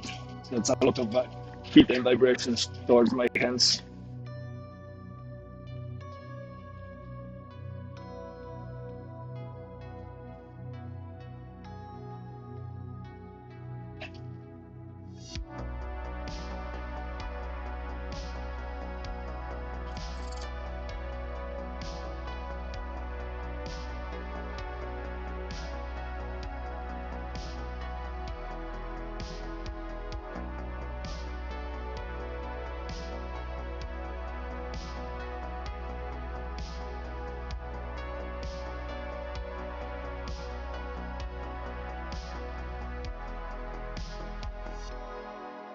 Oh, those are just regular gloves. They're just, you know,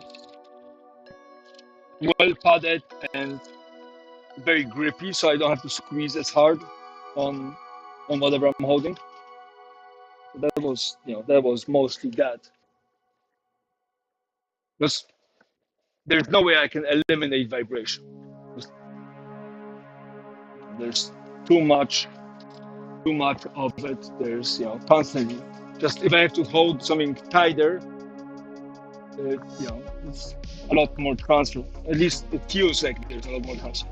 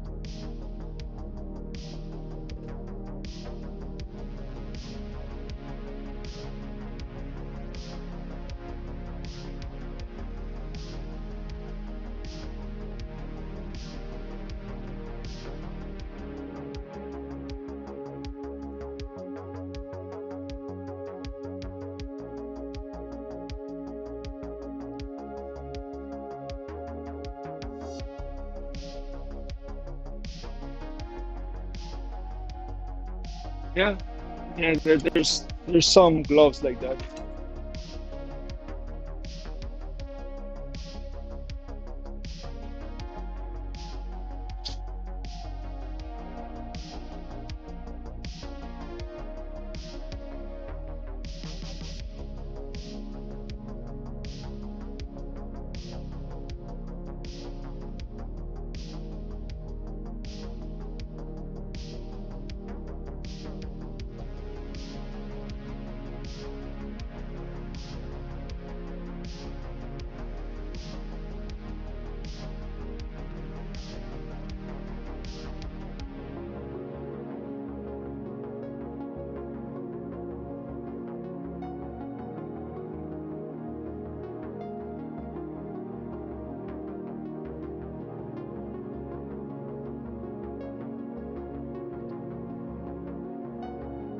And the more power it has, the more vibration it's causing.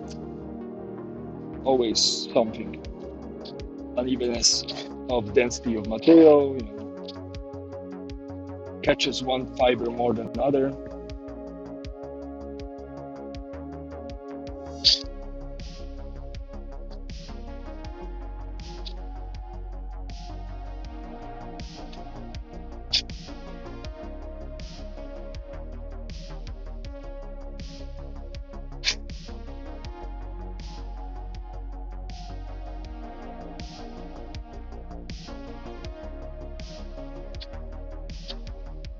And again, not having a joint earlier created, slightly less ideal results.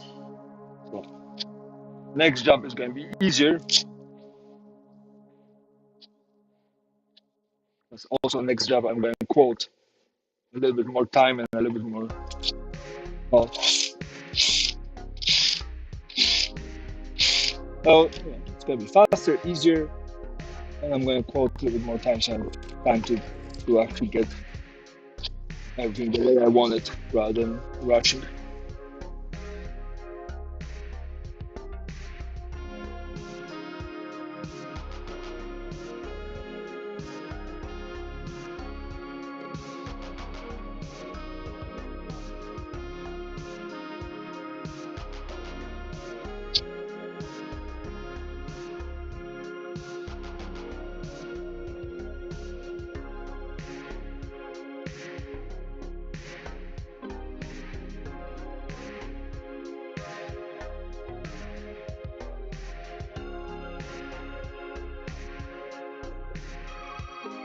And PT.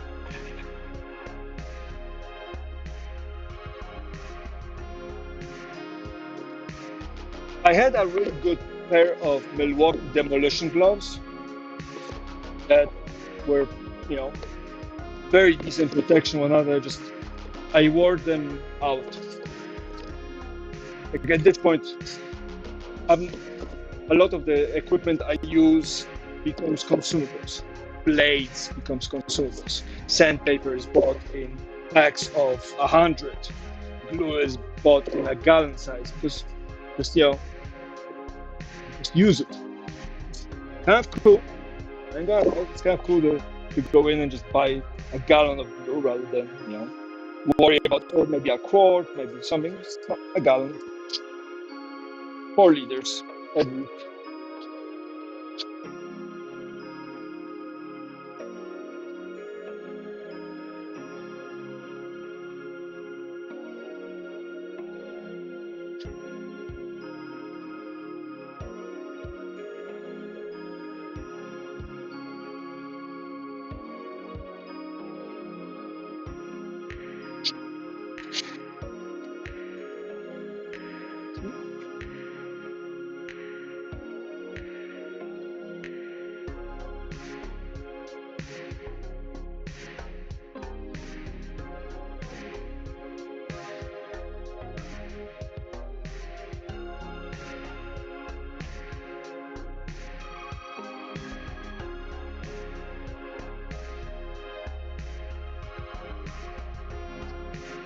But there's no need to watch the camera I do.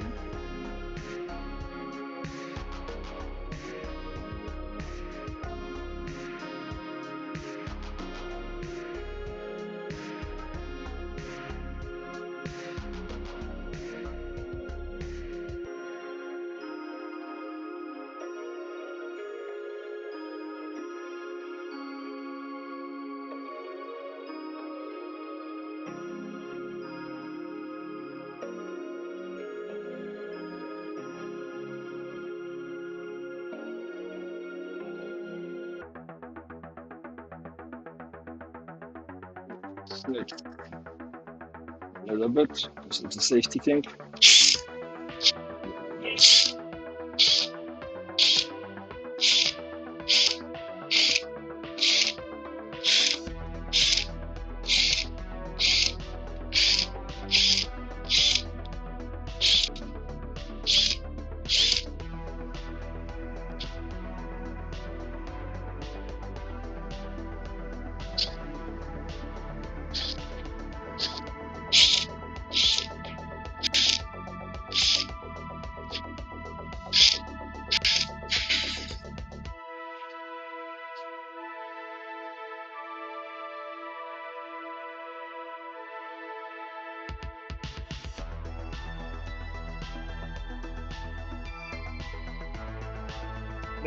The weirdest part about this is that most people will not be aware of those little champions because they're inside of the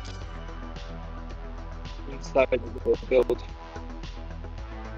They're there to keep it together, but because I think it would be if it was there.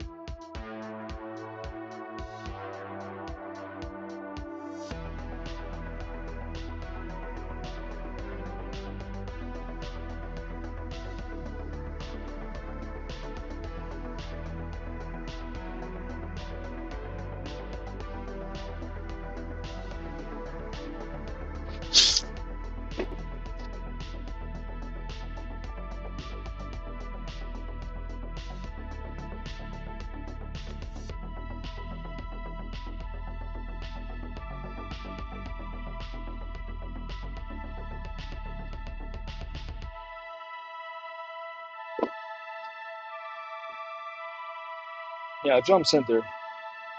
Next thing on the list. If I find a cheaper one. Or I'm going to try to build one. With everything else. I was thinking about building a jointer. I found a building. There's a Jump Center I could get. It's pretty good, but then I have to rent a 16-foot bed kind of big truck. It's $250. Get the sander, probably get the paper with it because the other table was broken. So I need a way to ground things over. I don't know how strong is the paper. It comes with a power feed. That's neat.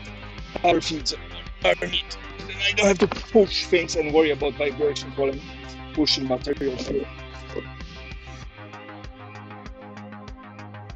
I'm making a mess outside. I should take a peek. I'm hearing my neighbor's problem, but I never underestimate people's ability to make somebody else's problem my problem.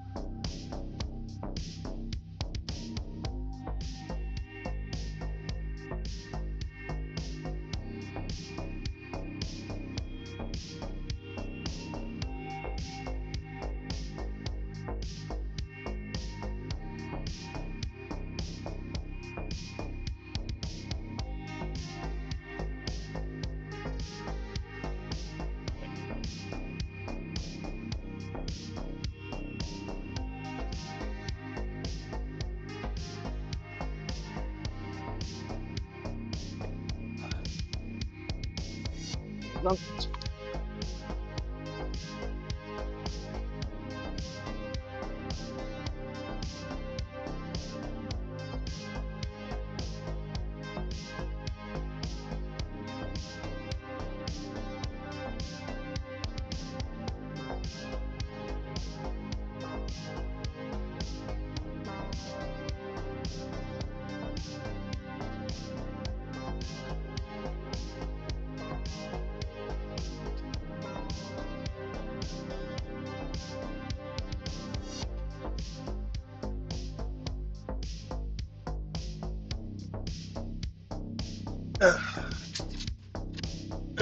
these guys are done and done. The legs are done as well. I don't need to count for those because there will be a water placed on top of this.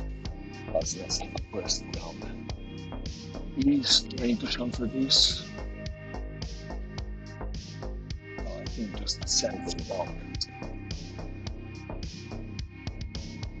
So this is done, done, done. So we are left with what? Oh no, we have to draw vertical strings. Vertical lines. Here.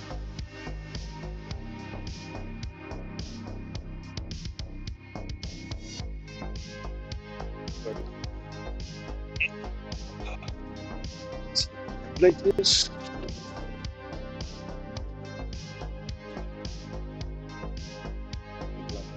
Up the template for new requirements.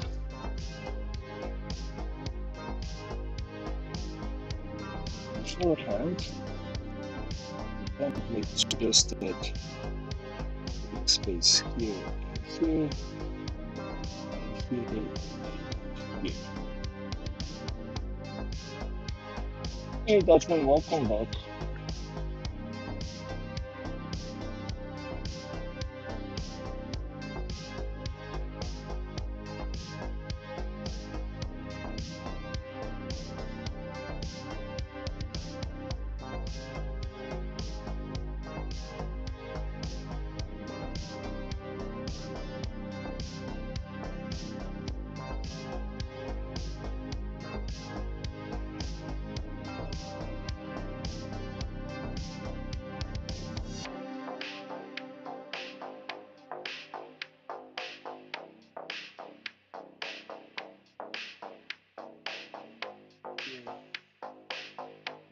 Here.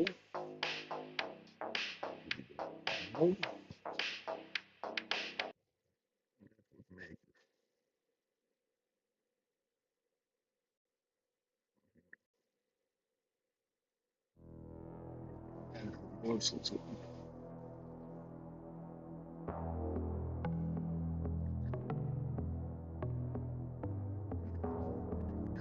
squeeze right there.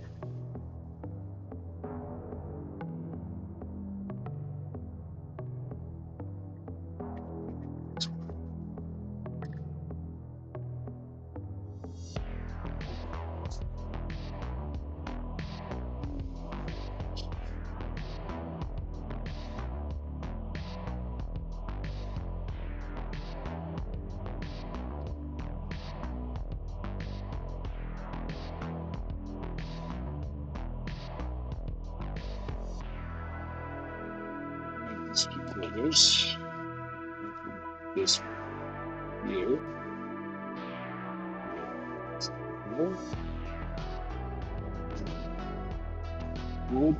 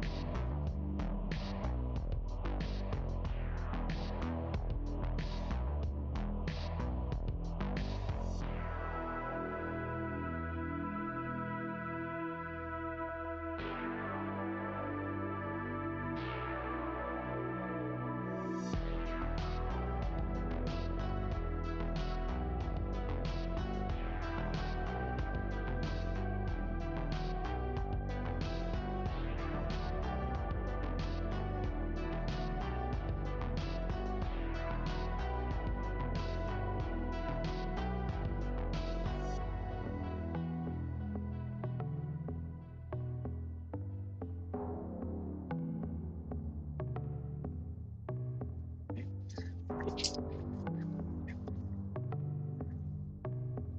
Let's see.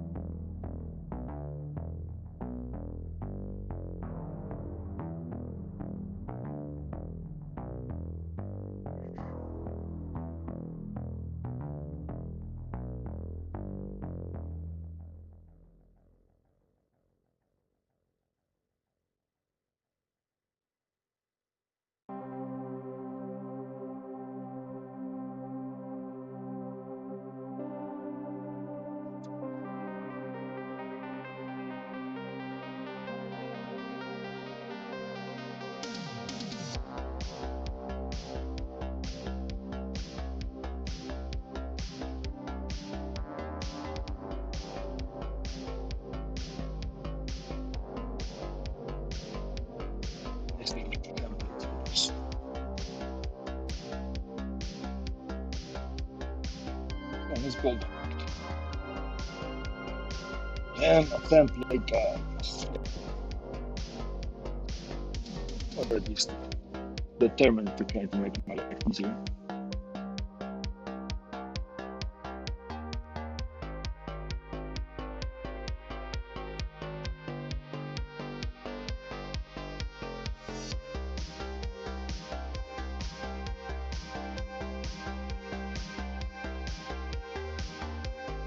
This has to part of the charm is trying to make things easier.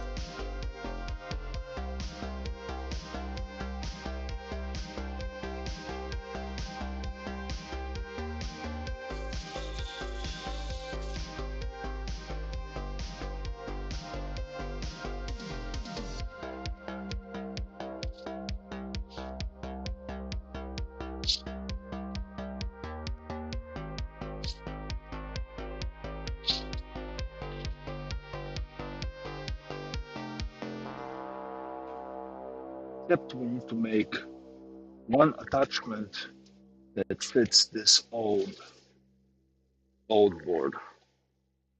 I think it was a seat. It was a seat. It was a seat. So I need one that fits this.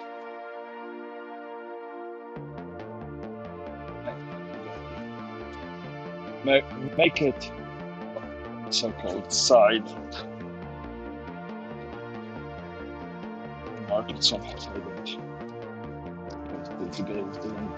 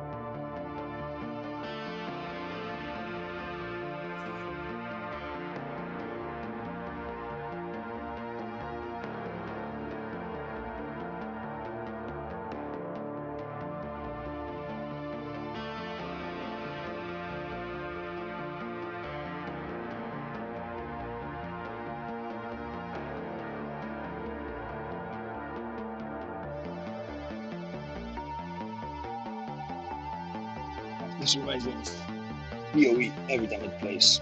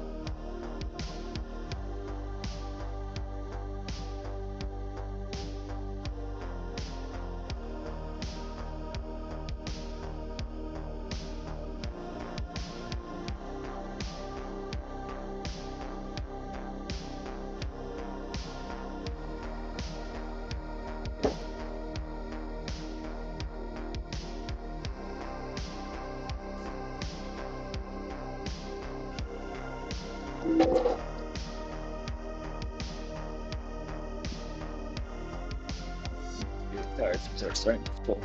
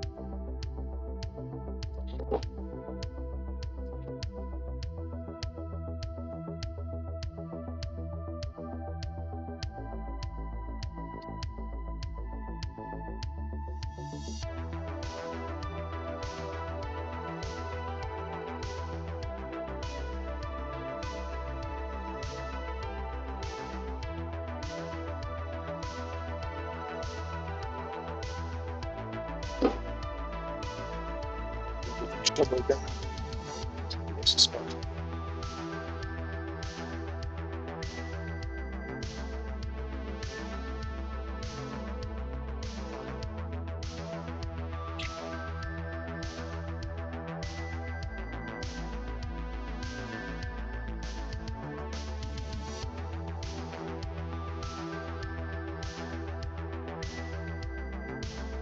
World where you have to pay guys and monthly parking. Getting possessive parking.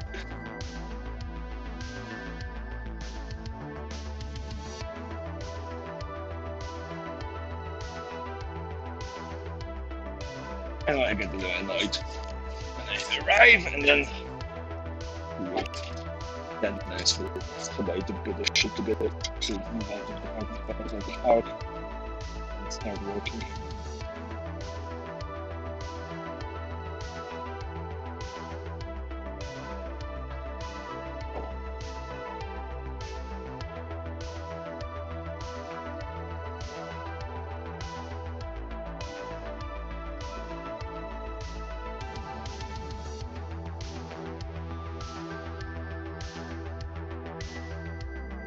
I mean, it's a whole different story if it's somebody's client. One of the pubs. That's a whole different conversation. It's a whole different conversation with somebody's friend. They just want to come in, park, and shoot the shit. Yeah.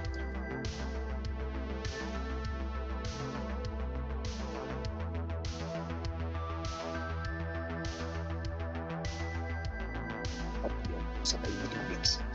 Walk a little. It's good for you. Our great God, Elon Musk said that you should touch grass. Although I think Elon Musk, like it's a ultimate food. So just use a female is this is like Elon Musk works because he's progressed the past so much.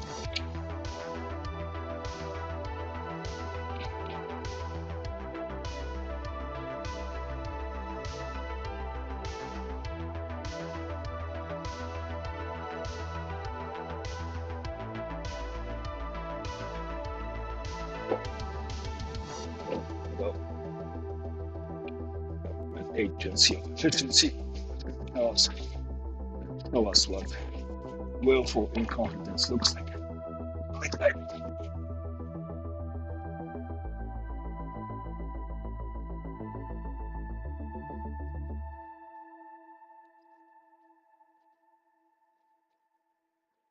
One thing I don't get, and that's been thinking about it while knocking holes with these planks, is that for government to do some of those really crazy things,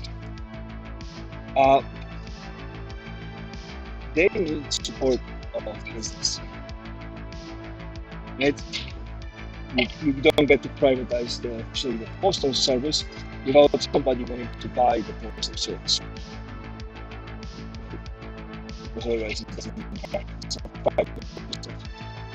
So nobody has to buy it. And I'm thinking, okay, I can see where the money is. You have access, you have all this power, you get to control whatever, but somebody has to stick their neck out. Somebody has to say, hey, that's a great, my godly leader, Trump, you're so brilliant in your greatness. I am going to be the one that kills the best part of the federal government. Right? And as much as that probably isn't a big issue for people to worry about, because money, shareholders, right, and bonuses. We are in a different world now. We are in a world where if you if you get too much into a problem of the public, you enter the finding out stage. At the finding out stage, or United Health CEO, ended poorly. So, it's like, do you really want to be one of the companies that decides to paint a big target on your back? Or is the thing, hey, we are so rich and so untouchable that the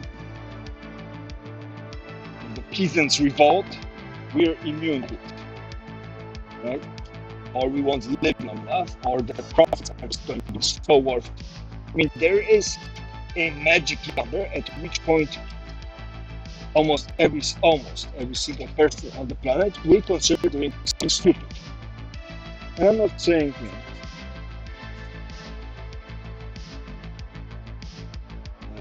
going all genocidal or whatever, becoming a BB.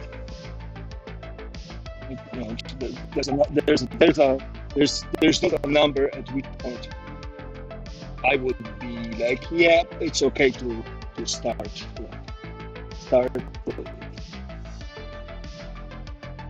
going out of my way to remove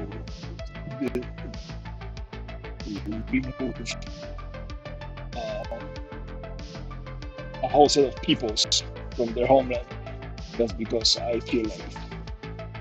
But that being said, so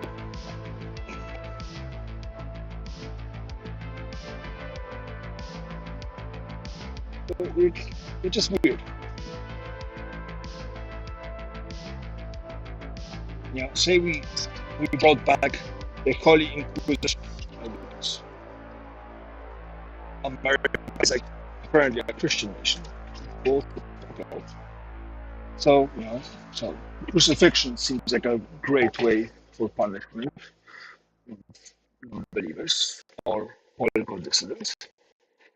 Somebody came to me and went like, hey, could you put crosses because that's a government contract and we're going to start crucifying people on the street and we just need a good quality set of crosses. I think I would be like, yeah, hold my beer, let me get on top. Now, again, there is a line, I don't know where it is for me, but there is a line at which point survival of my family would push me to do silly things. But very obvious harm to the public is, I hope, if I get put in front of that choice, I hope that is going to be very easy for me to answer. Now, not so obvious things like, hey, we need a skilled woodworker to make desks for our new offices. Okay. Now, from perspective of time, one could say, well, you were helpful. Yeah, where, how? It's very easy to look at it from the outside. But dismantling the post office, there cannot be a sane person out there thinking that privatizing the postal service rather than funding it properly, or promising the fines Donald Trump has to pay, or the failed audits from the military. The same person privatizing the U.S. Postal Service is going to be genuinely be the greater good for everybody involved, rather than it's going to be very good for me and I will perhaps in my spare time make sure it's good for the general public. Right? Because that's where it's currently going. It's going into this black box called Greater Good. And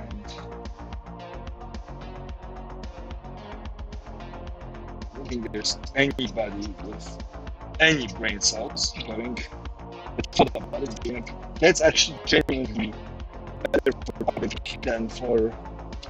Then again, everybody needs to make money, and government contracts are lucrative because not all of them are well distributed and so on and so forth. And I would love to get myself one, for making things out of wood. Because it's like, I have the odd feeling that that's probably not going to be as helpful to the general public as one might think.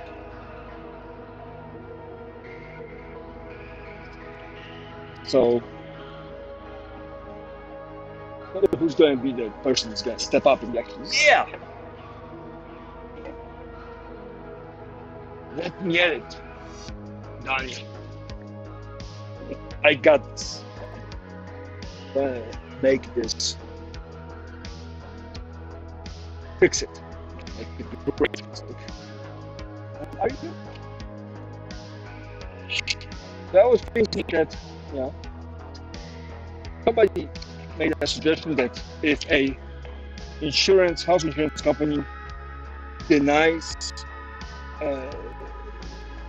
the care for somebody for preventable disease, curable preventable disease, they deny it, they should return all the money to that person that the person ever paid for in their insurance premiums. I said we could go one step further, and if unfortunately that person dies because of this preventable disease that was the first for, but coverage got denied, the C-suite and the board of directors becomes liable for murder and is actually facing federal prison. None of that pushy, I'm going to wear an ankle monitor. No. You're ending up in the general yard with all the other people whose family you have wronged. And then we're going to see how your health insurance works.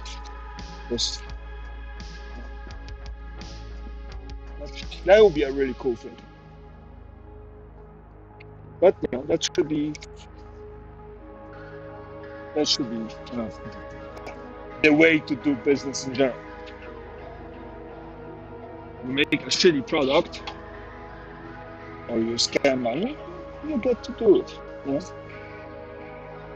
make a caffeinated drink that has more heavy metals than water in it, we drown you in it.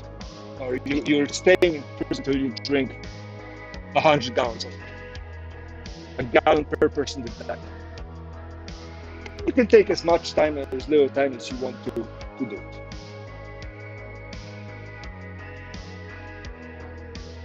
There's 100 people that got sick and that end up in a hospital of the same liquid to drink.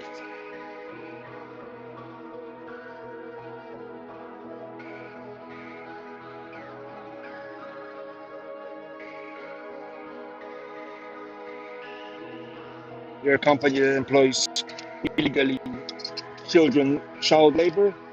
Everybody's executive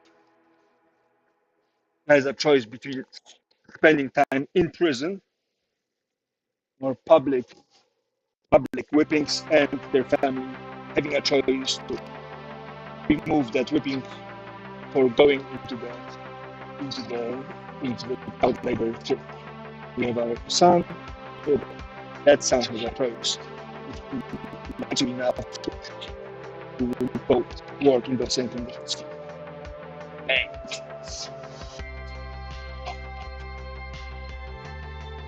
But you know,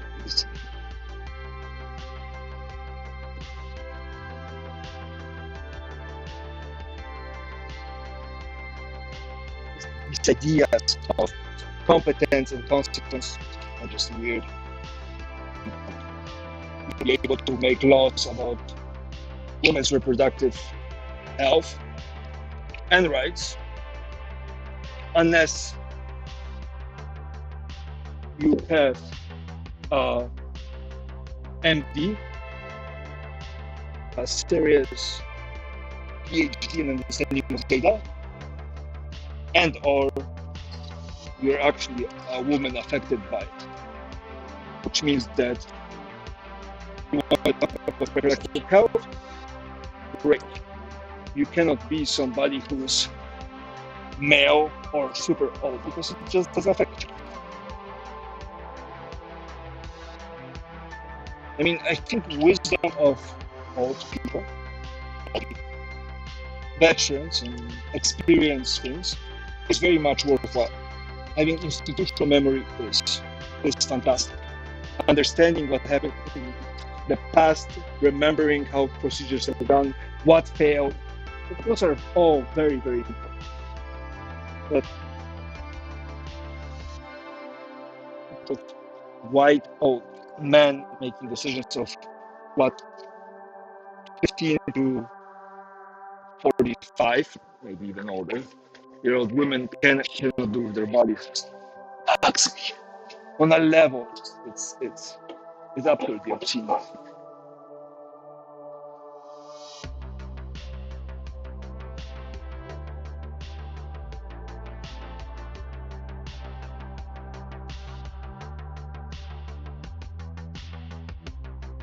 I mean, we could give those old white men an ability to vote. You know, there has been several of those social experiments where a kind of a contractions pain object is attached on the guy, you know, to simulate the pain of period cramps. Maybe we should put that on some of those 70-year-old guys and have them wear it for, I don't know, a year before they can make decisions. Yeah. Put some skin in the game. Sacrifice, right? You're Republican, you wanna, and no painkillers, no ibuprofen, no acetaminophen, no nothing. You get to have prayer. If it doesn't agree with your religion, you should be allowed to pray pain away. I think that would be brilliant. And you get to do it for a year. You know, we can speed it up. Don't make it, you know, the cycle every month. Make it every week or week and a half. You know, random, out of nowhere. Starts, ranks up to 11. You know, no painkillers, no nothing. And then after a year, and you know, and serious education in biology, you have to pass college level courses, independently verified and tested. Then you get to make decisions. Great, I'm all for it.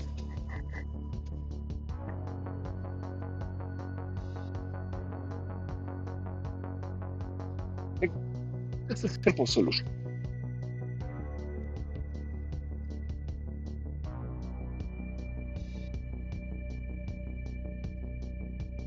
Yeah, give it a second. Too much? Too much suffering?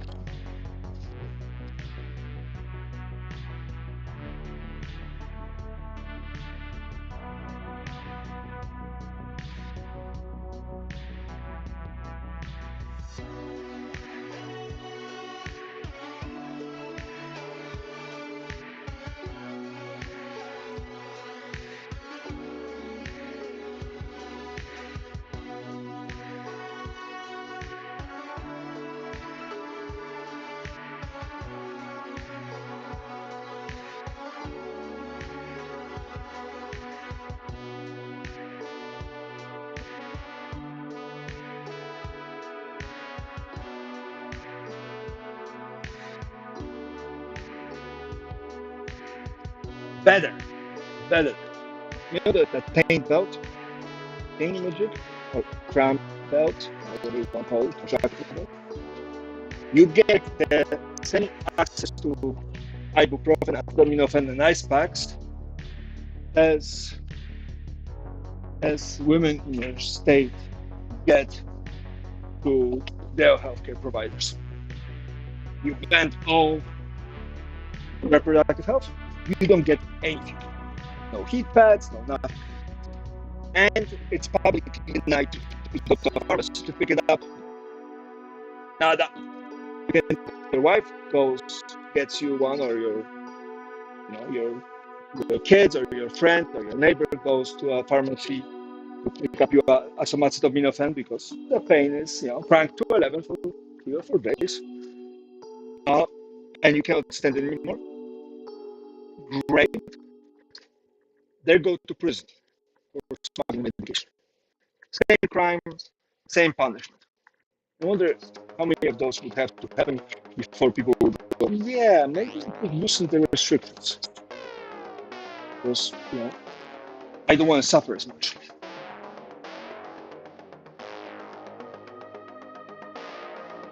But I still think that public shame is a really good solution for all the lives problems. I mean, I can't condone violence.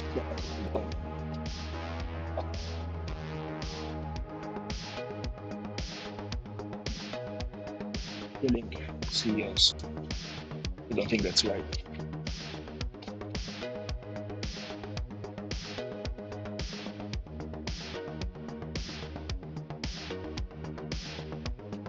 That started something.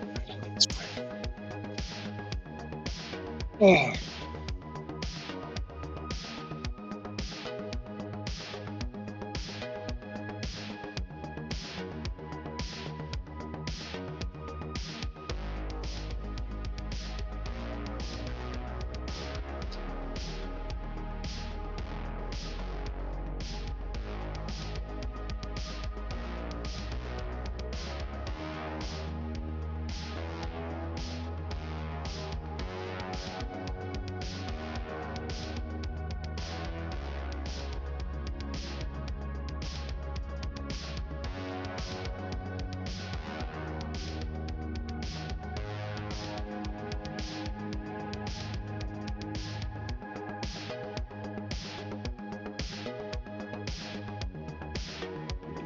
Start clipping those and making them into TikToks.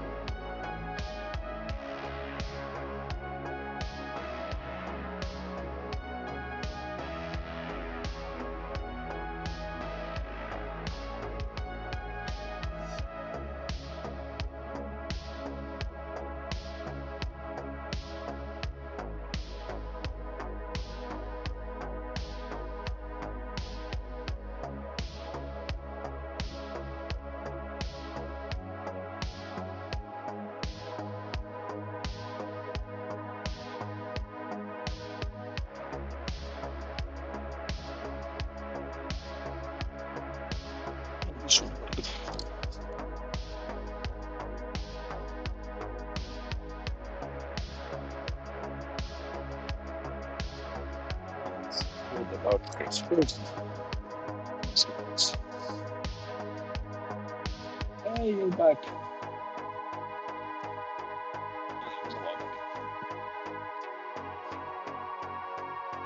Thank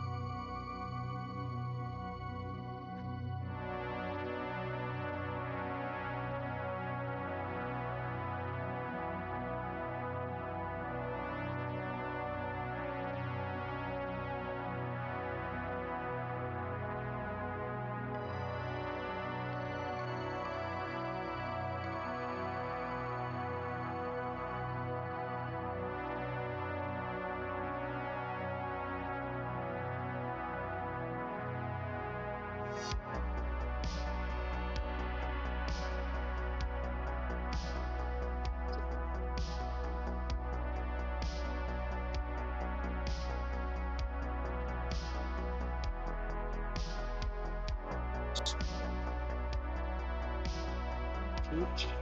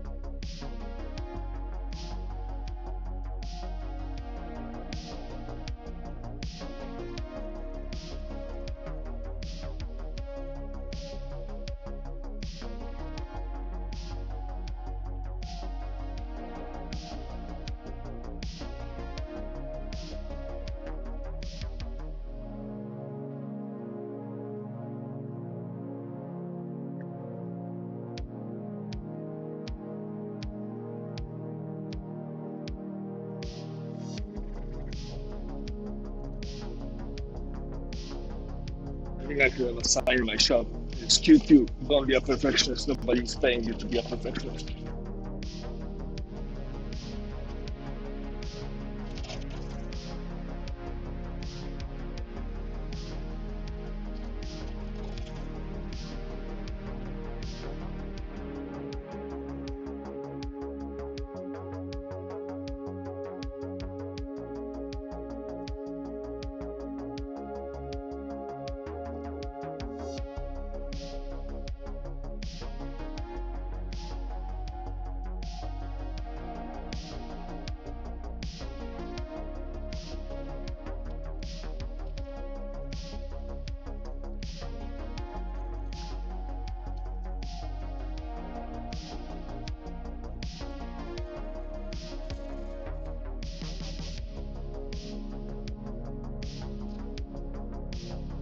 Random thought.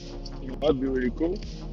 If AI got used, like an actual generative AI, got used to make mobs and events in hardcore rogue like games.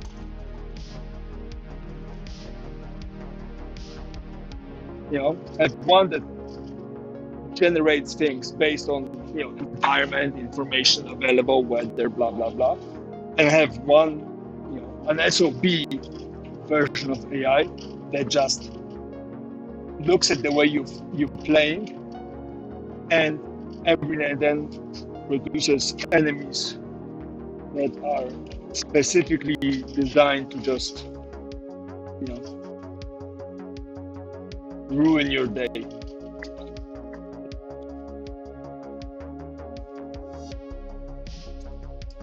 And different combat tactics and whatnot.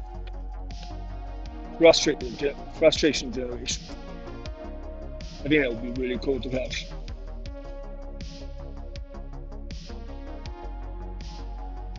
And of course, once you're excessively miserable and ready to give up, you get to share the seed for that type of environment and your training data to somebody else who can experience the same pain and misery as you do.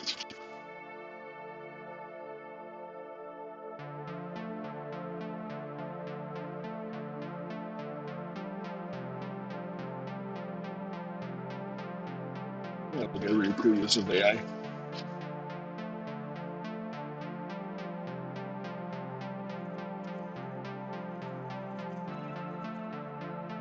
Or one that adaptively adjusts spells on the fly, so you get to actually experience different spells based on the weather and other events.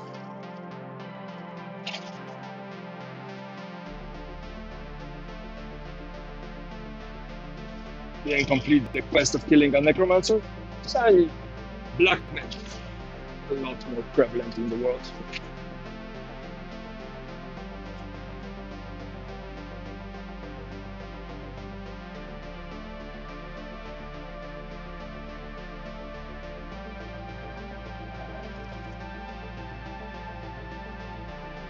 Didn't kill enough wolves, tiny caravans and food becomes more scarce and prices go up. Because you can program this as a library of things and have it picked out based on percentages, but it would be nice if there was an actual master monitoring system. You kill too many wolves, bandits spawn, less small animals, which means people are starving. You don't kill enough rats because they're too low level. Welcome to the plague.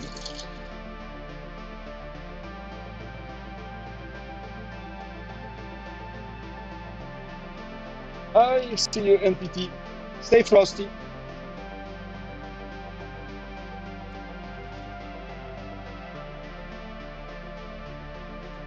I'm glad you got to fall asleep. The music is pretty good for that. Hopefully, you don't get a neck sprain or something. I'll see you next time.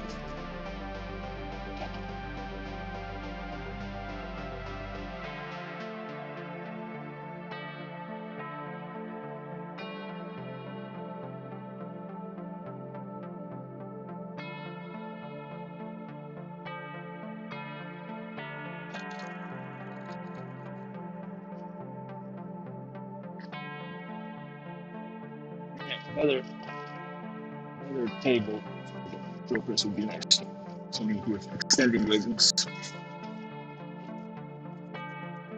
You can use a bigger piece of wood.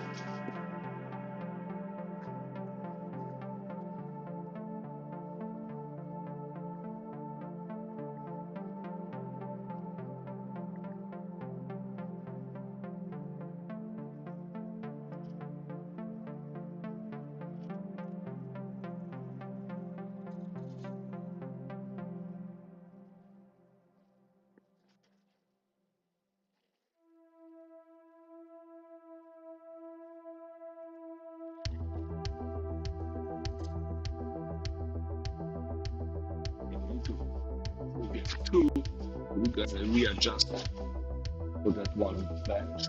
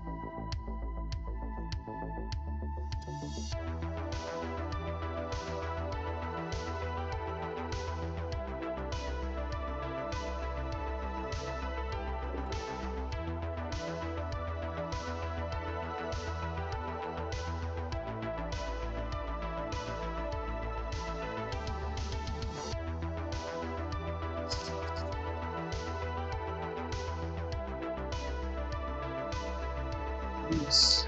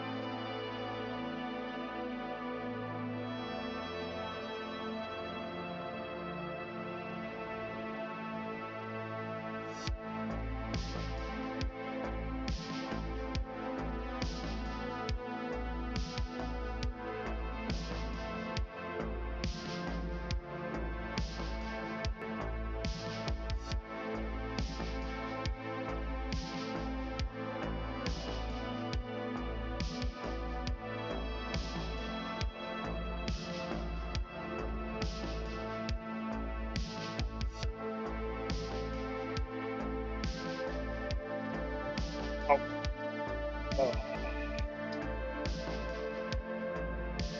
yeah. It's been heavy.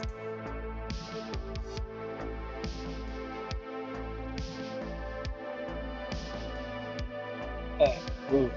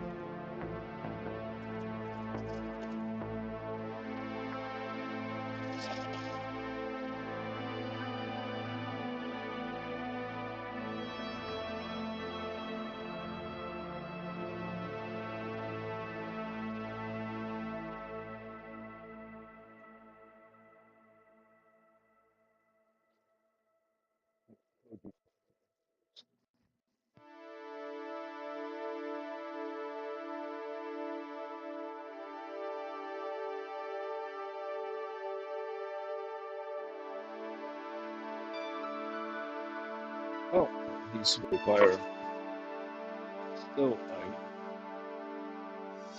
not from the other side. Not from the other.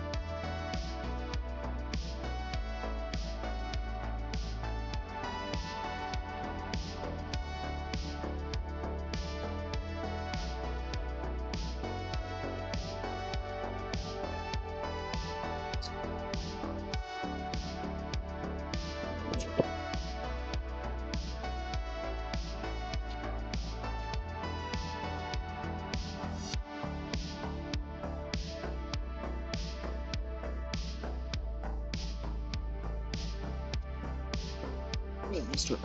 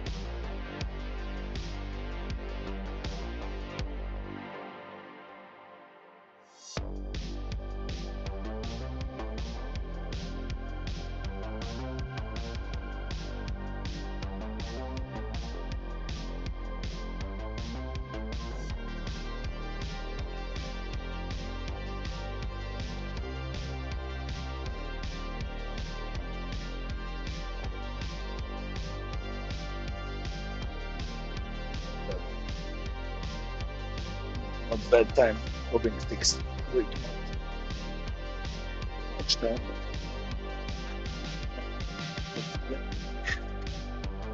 Yes, okay. Sweet. Sometimes be random. Yes, sweet.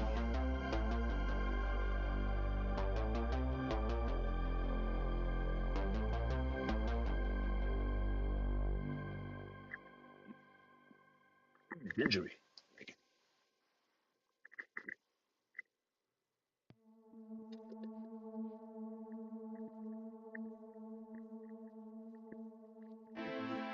Not bad.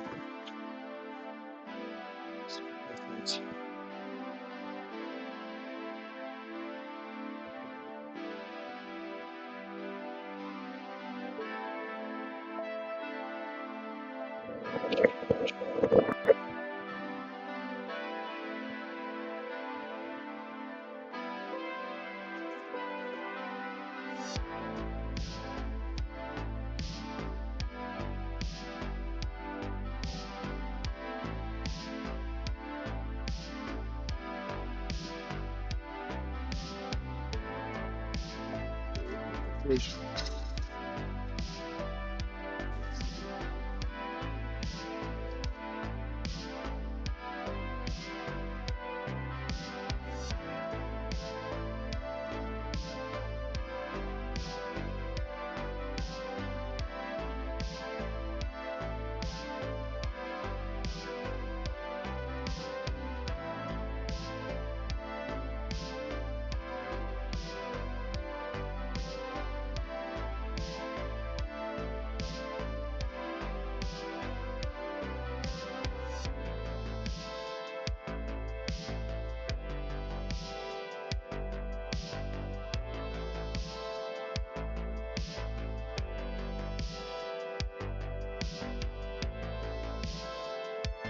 It's gonna be really annoying for the head. Before it comes like this way.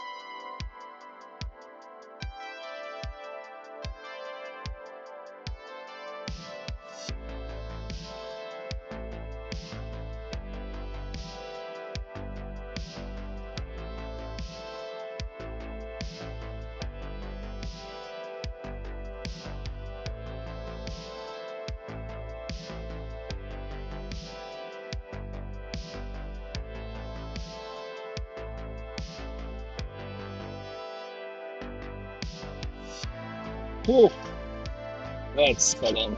Nice.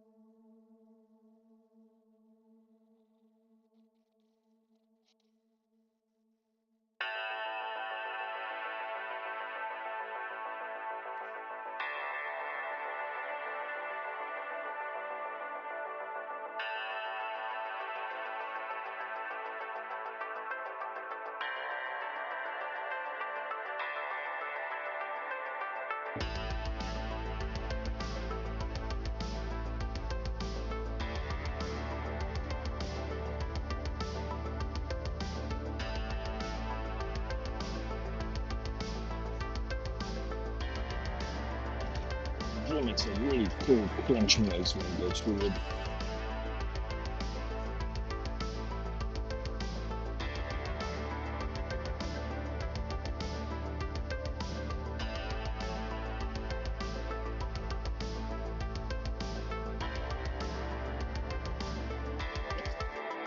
Hold on. Close enough, I just see that. So, very interesting.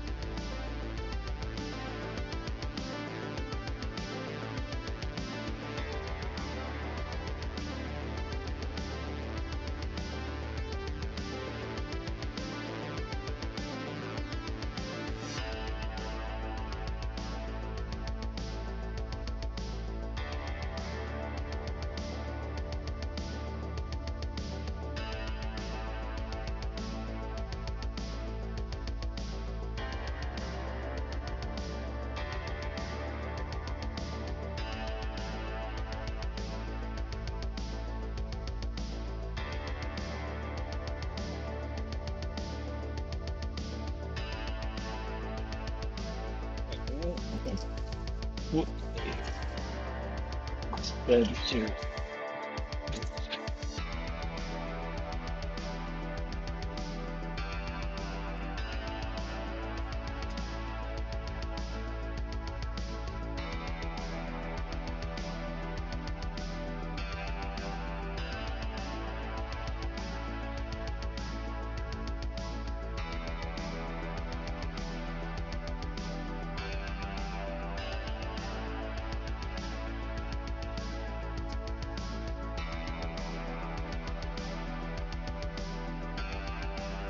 Oh, that's good.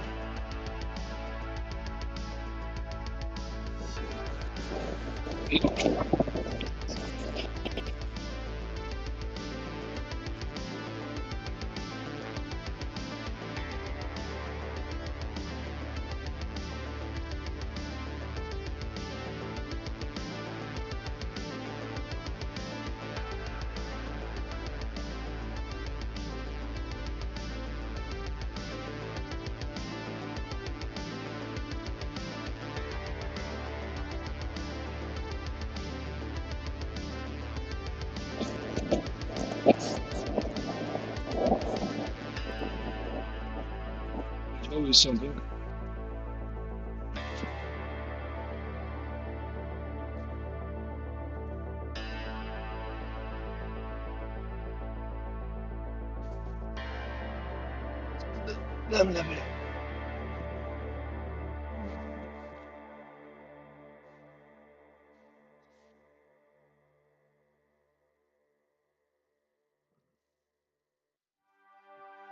We'll hold.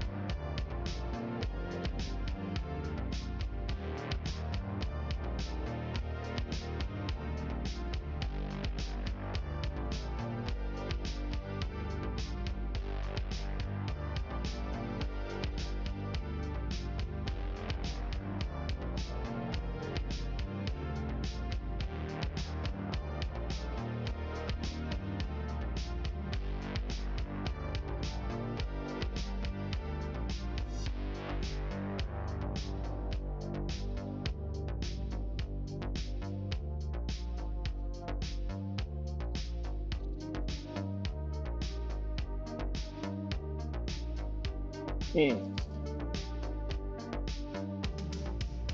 Oh, I'm drawing the wrong holes. It's one of the special flags that we. Oh, good. Yep.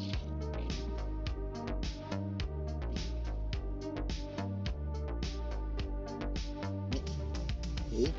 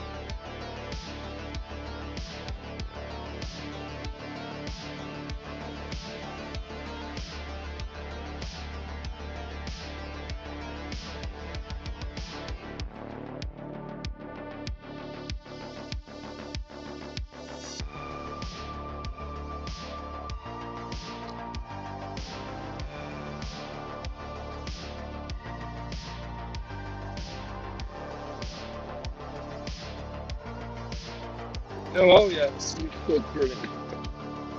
Oh yeah, probably mixture. That's not a lot, but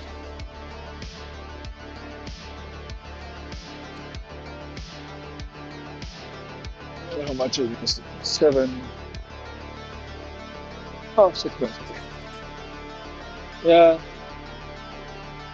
Well, we're moving towards the end, but a lot of material to be removed. We have to do 16 of these, so 12 more after this one. Then I have to do 16 of the short ones over there. And then I have to do 72 of the long boards. But those are just 2 holes, one-sided. They don't need to be drilled and whatnot. These boards need that because I'm drilling through over 5 inches of this, and my travel on this machine is less than 3. I have to do a double take. It increases the time it takes to do it.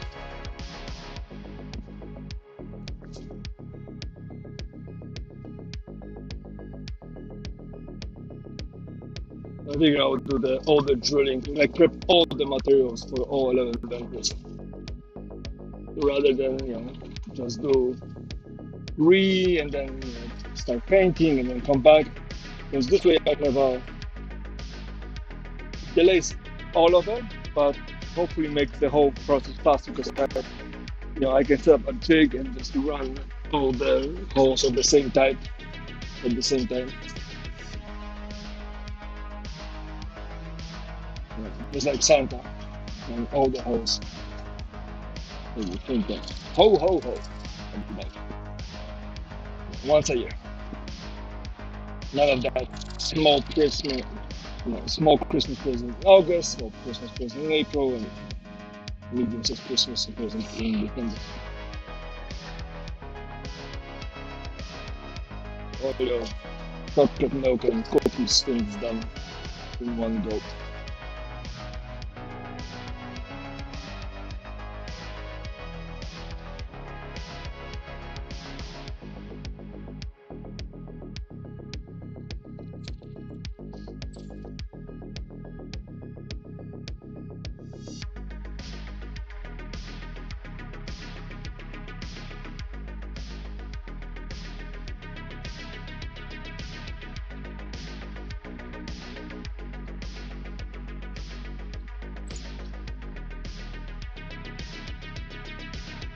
Well, since I don't exactly form habits, and every couple pieces of wood I try to figure out if I can find a better way to do things, and keep on entertaining my brain, the likelihood of getting hurt because I have monotony is small-ish.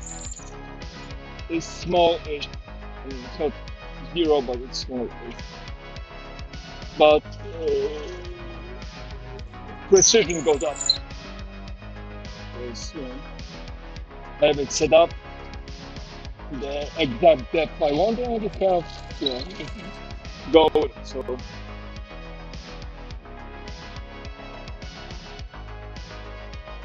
again, it's a big job. So the only accident-prone thing that is working against me is fatigue. Just very simply fatigue, and potentially unexpected unevenness in the wood, or trying to hurry. So I really like the saying,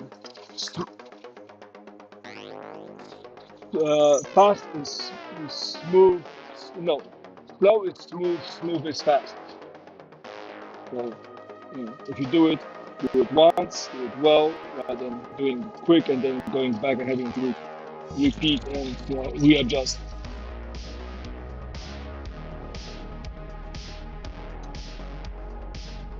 Slow is smooth. Smooth is fast.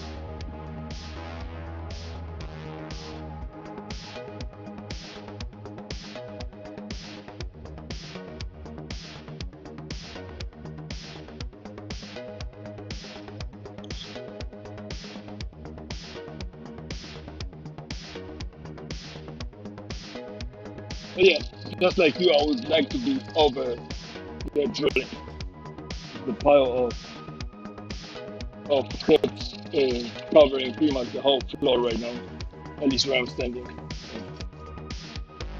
Yay.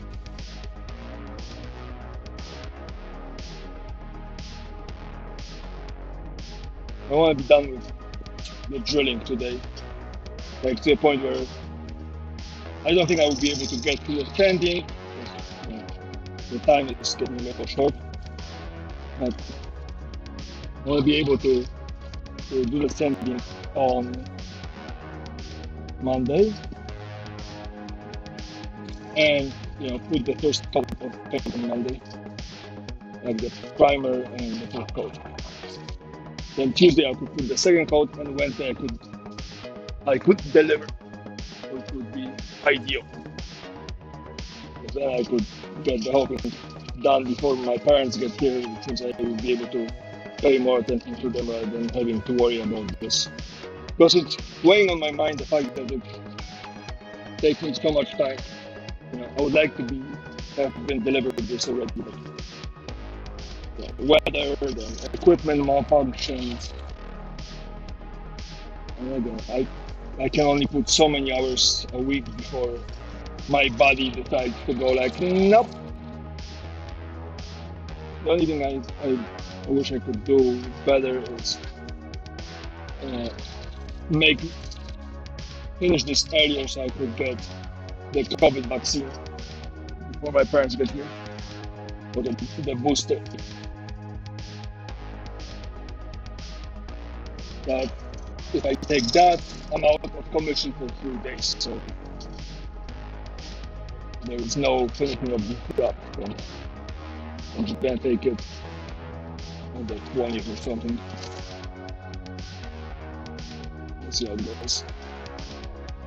Because after these things are done, I'm gonna take a couple of days off from work, and build jigs, clean, maybe break a wall and put a fan in or something.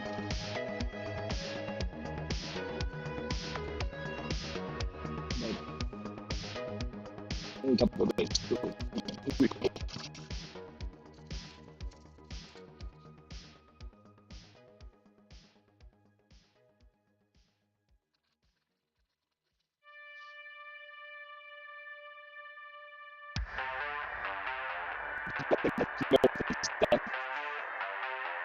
That took a little bit longer than people, but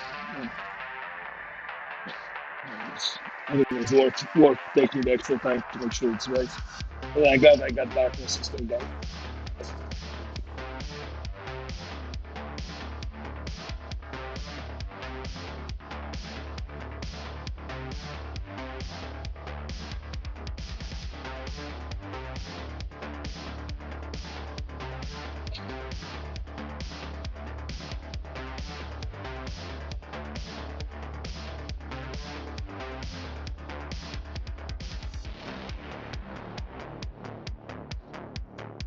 I have one thing to turn before Christmas. There's one gift. Me and Tokyo think about having me handmade. So I have to figure it out.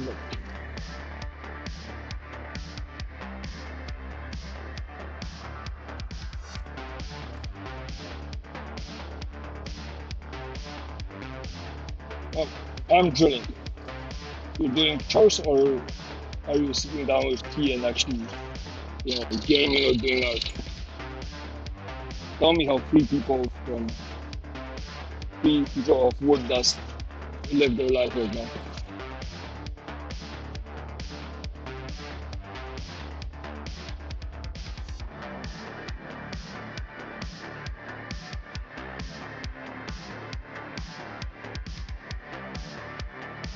Oh,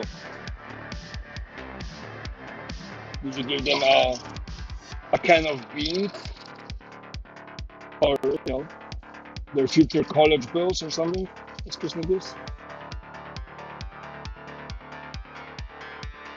Or maybe you moved Christmas.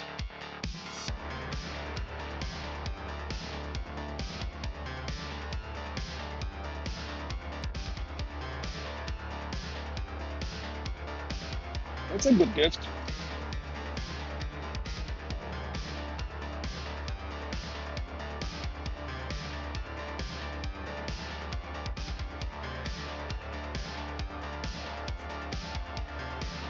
I always have one gift that I want to get for like birthdays and Christmas or whatever.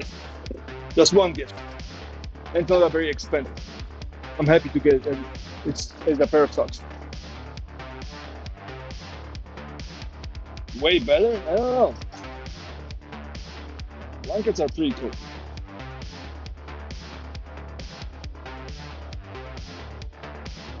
I guess I'm old and I have, cold bones, so different priorities.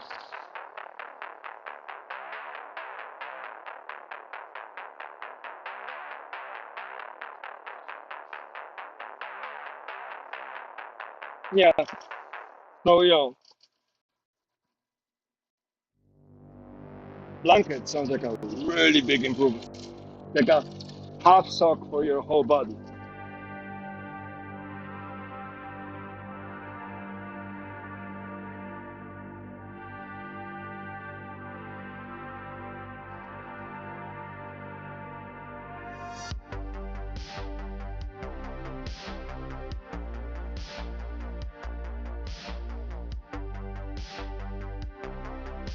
I mean, when I was growing up, the whole,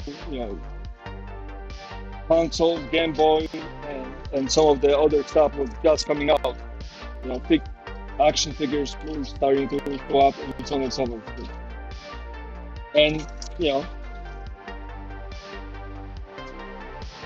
sometimes I wonder if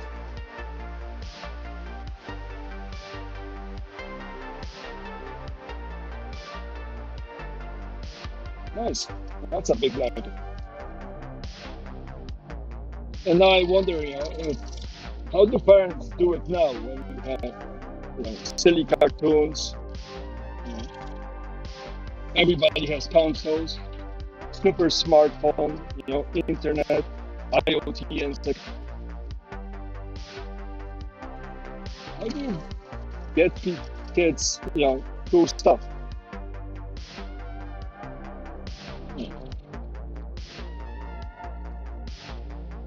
I had some gifts that were kind of a make your own gift afterwards. So, tools or pencil, pen, compass, kind of. Some books. Yeah. Yeah, just, I wonder how parents do it nowadays. Because I remember in school, again, back in the ancient times, kids were mean to each other. You got a color pencil set that had 24 pencils, and somebody next to you got one of those 50-piece, and you got picked on for it, or you didn't have one.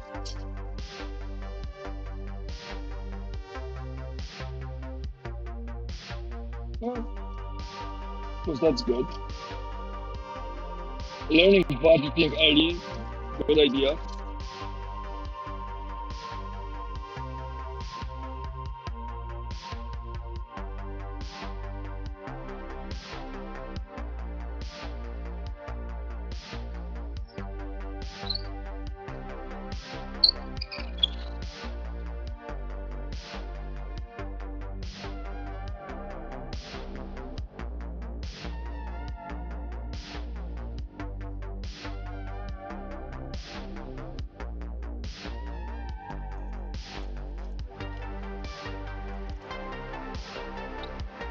Yeah, we are.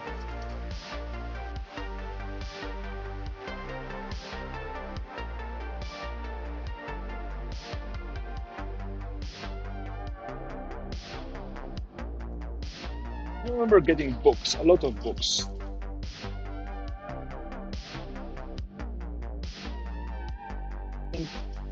quite often we got those illustrated, lots of photographs and drawing books, like about nature and science and the universe, evolution. So there was a lot of that education in the background things. I really like those books. Nowadays everything is on the internet, but still, I remember those very fondly.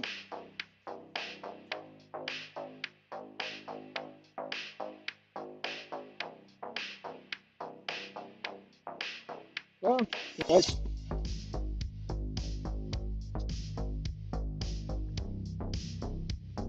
A regular dungeon keeper. That was a good game. But also that game taught bad habits. Because apparently if you smack the little things around, they work faster. I don't think that's a good way to parent.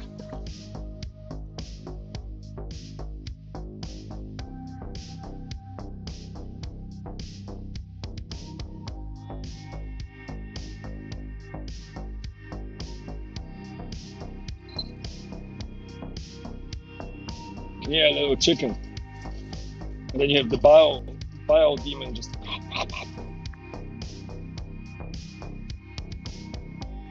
I like the first one a lot. The second one was interesting with the mana. I like the first one a lot. There's a lot of good games in the late 90s, late to late 90s.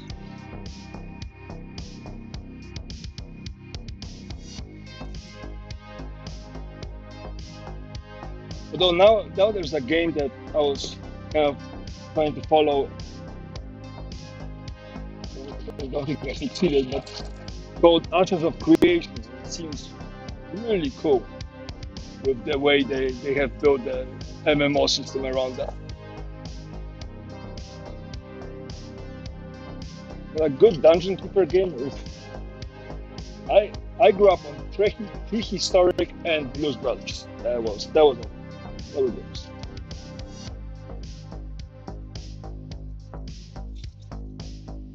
Blues Brothers that was a nice fun too.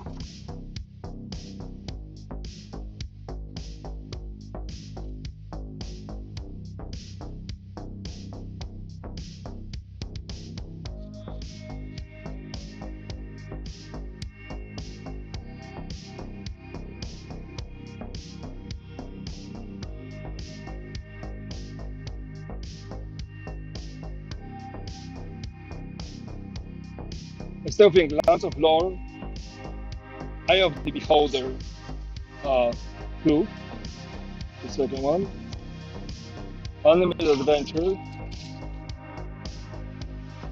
um, Heroes of Might and Magic were some of the best games that I got to play.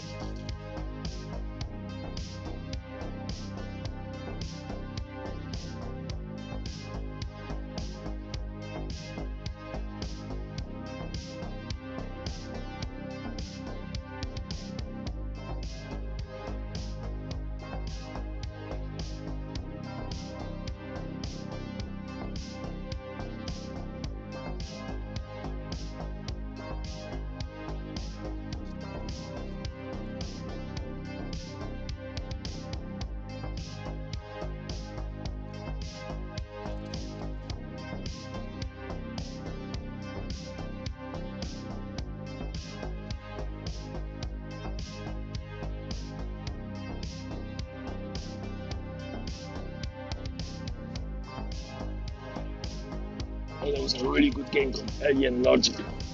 The combat was really fun in that one.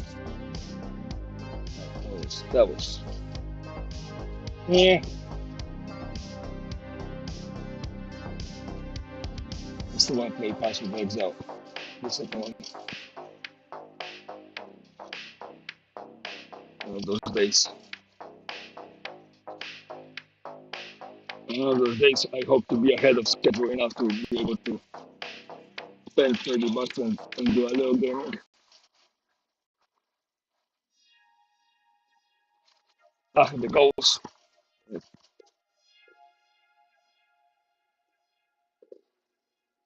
At this point, that's a genuine goal. Work hard enough to get ahead of schedule so we can do some gaming. Plus, I promised Tokyo that when the game comes out, I will farm her some equipment when if she decides to play. Last time we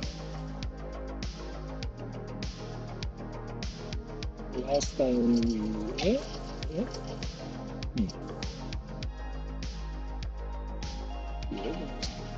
Maybe I drew this. Last time we played, I farmed her a tabula rasa. We were looking about deeds and stuff.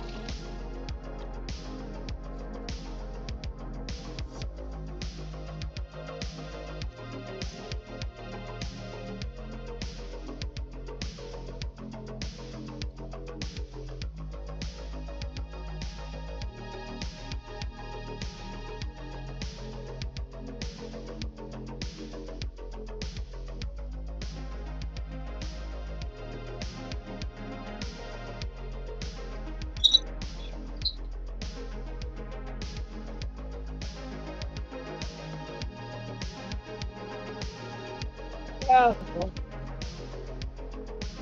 well, got the support, right?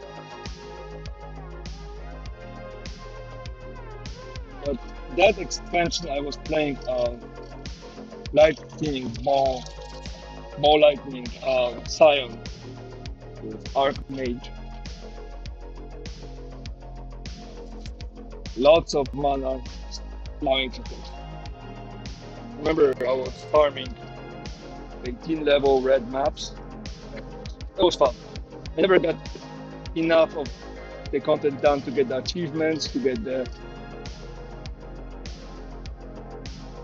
yeah. I heard that.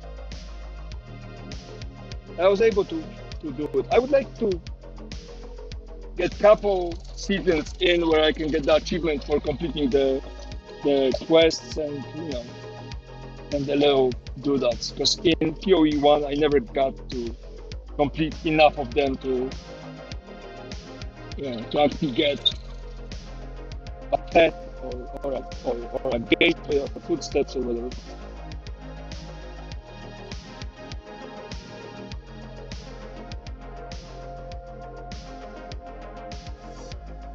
Mostly, I'm really excited about the fact that fire and lightning in the dungeons looks really realistic. Like it genuinely looks very enticing. Now again, I see small clips when they show up on TikTok, so yeah, not exactly understanding of what's going on, but I'm excited for it. Small pleasures in life, I suppose.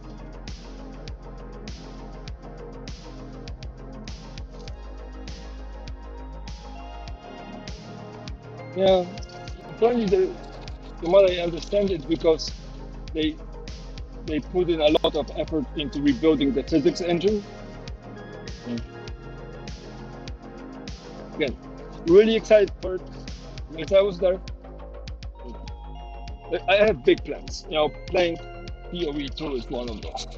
Completing this before Christmas is another. But one of the things is making sure that I can cut down my work week to 4 days. 5 to 6 hours a day for 4 days.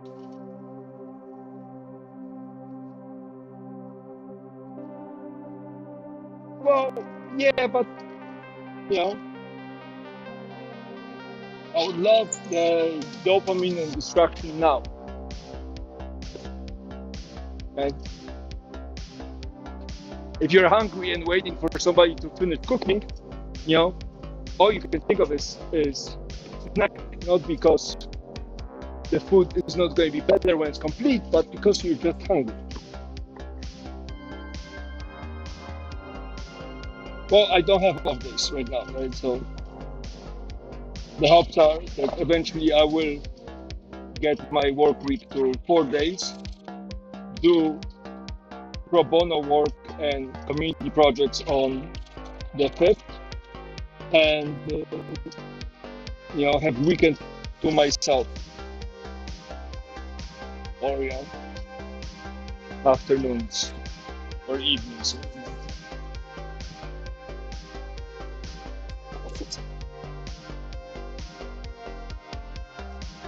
But for now, we're still drilling. To answer your question.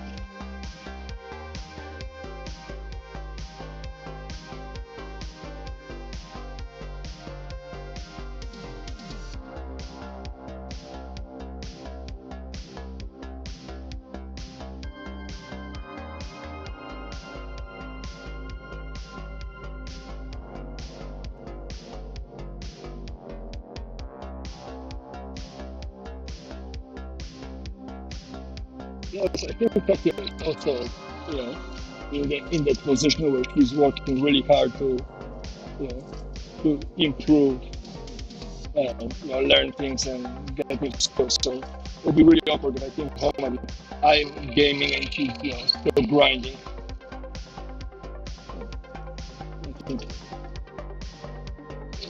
I think I'm gonna wait to satisfy my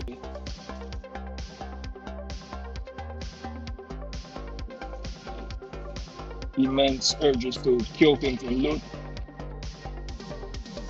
At least either I get my job things in order, or me and her have more time to sort it, the adulting thing.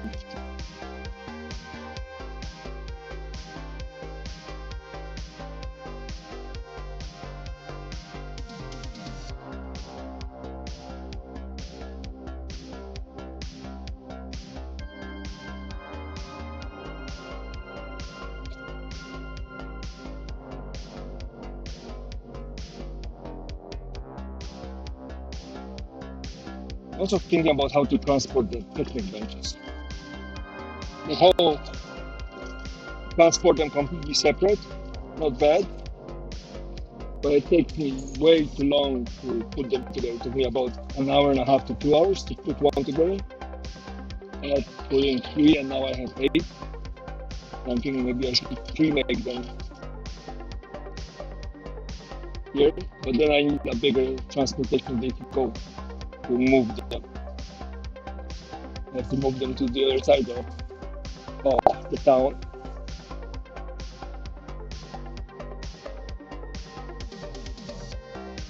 Of course, if you start putting things together, things get heavy. There's that consideration. It's not only bigger transport, but it's also, how do you move them from place A to B?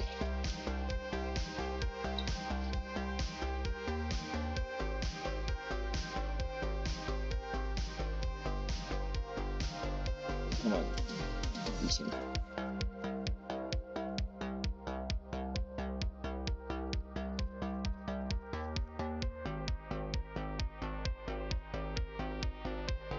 Oh yeah, I can take about 3 of them completely taken apart in my car, but that's still miles driven and whatnot. So renting a car might make sense. The problem is either all the car rentals are per hour,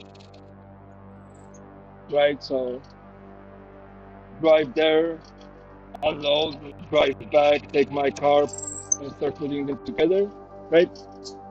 Have somebody help me drive the rented car back, rented truck back. That might work, but then I have to find somebody who is trustworthy to not crush the car.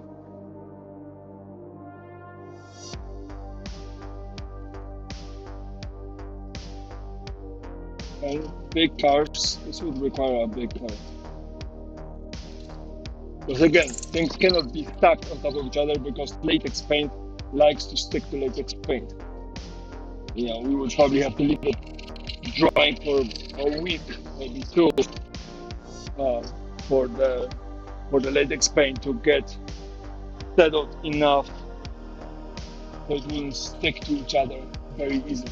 But again, enough moisture in the air, a little bit of sun, a little bit of high temperature, and finally the whole thing is back to being to sticking together.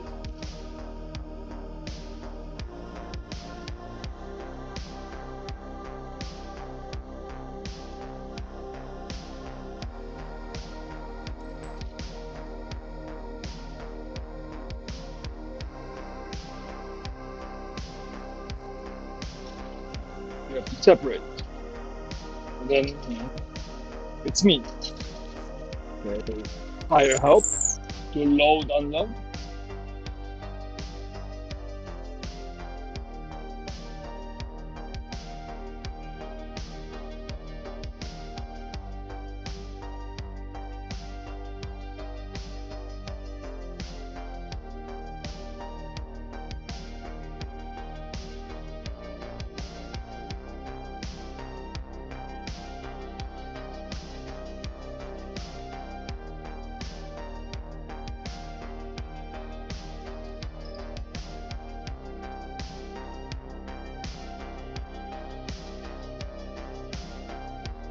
Being alone.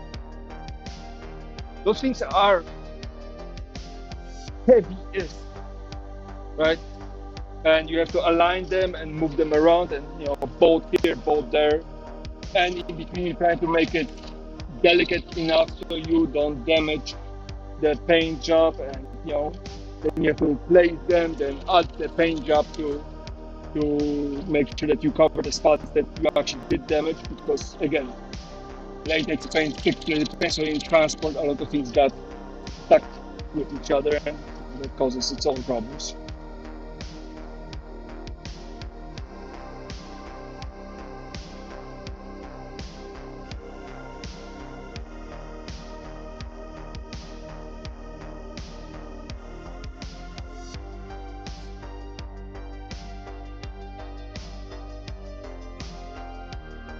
But it's mostly the weight.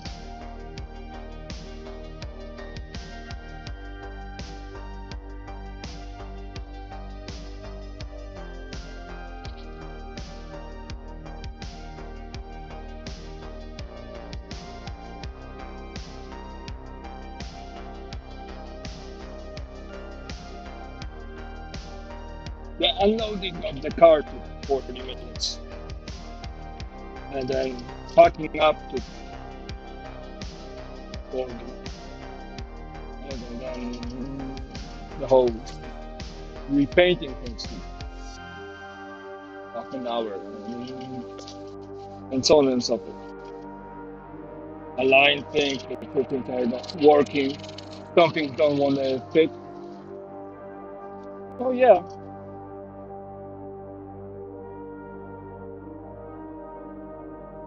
So, find somebody who you can hire who is okay working at a grade school,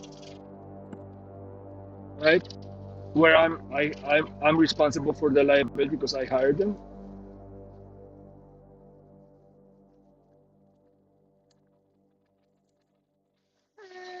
Okay, it's like there's moving parts to it.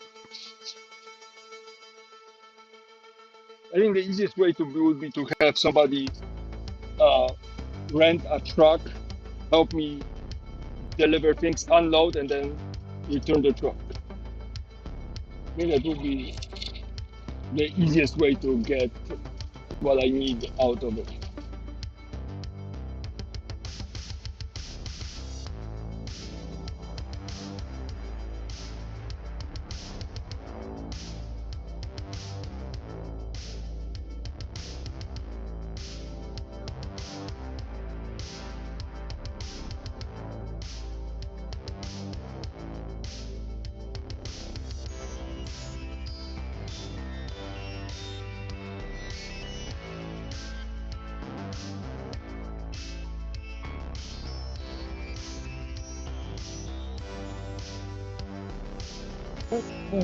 Again, truck is going to cost me probably about $300, $400,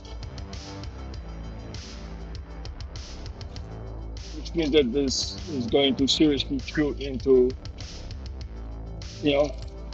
how much dollar per hour kind of thing.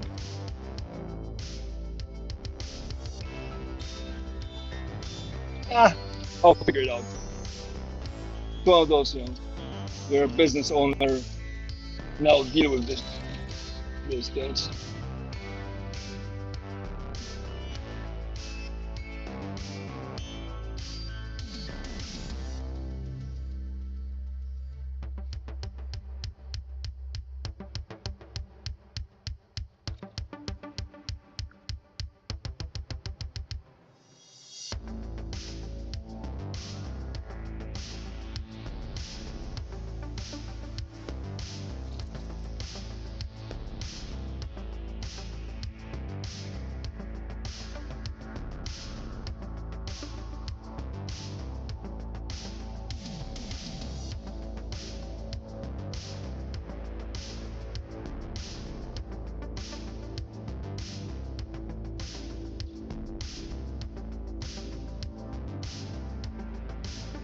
It's not something we're gonna solve today.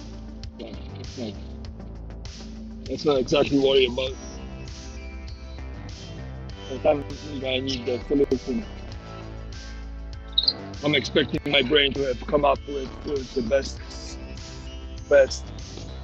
easiest, cheapest, most efficient, least damaging to my health solution.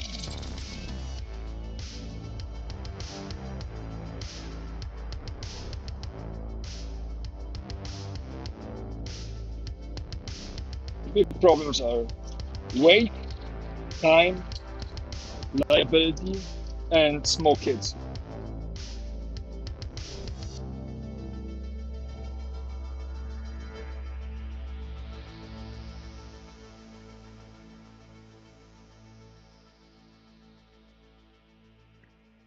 We're done with this. Now it's these guys.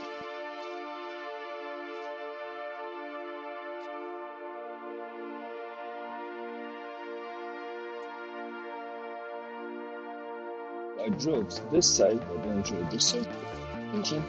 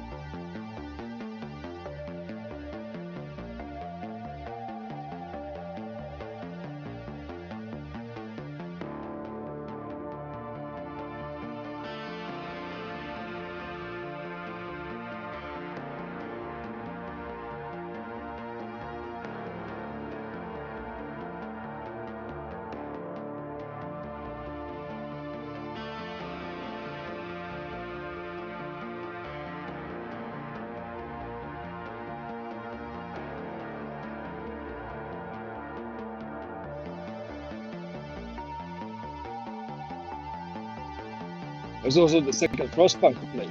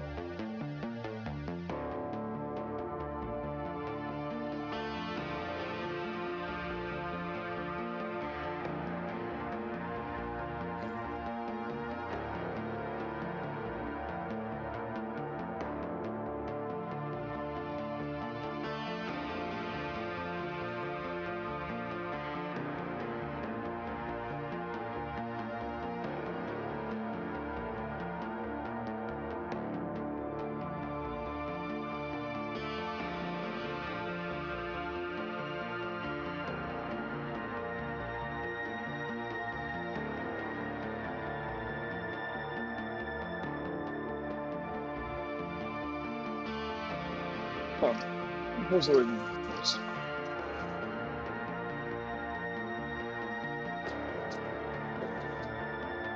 Yeah.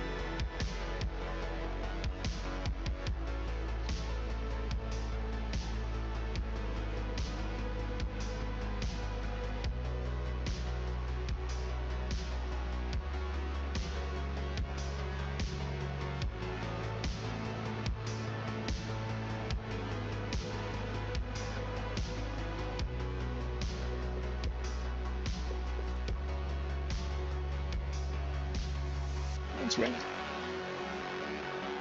It's raining.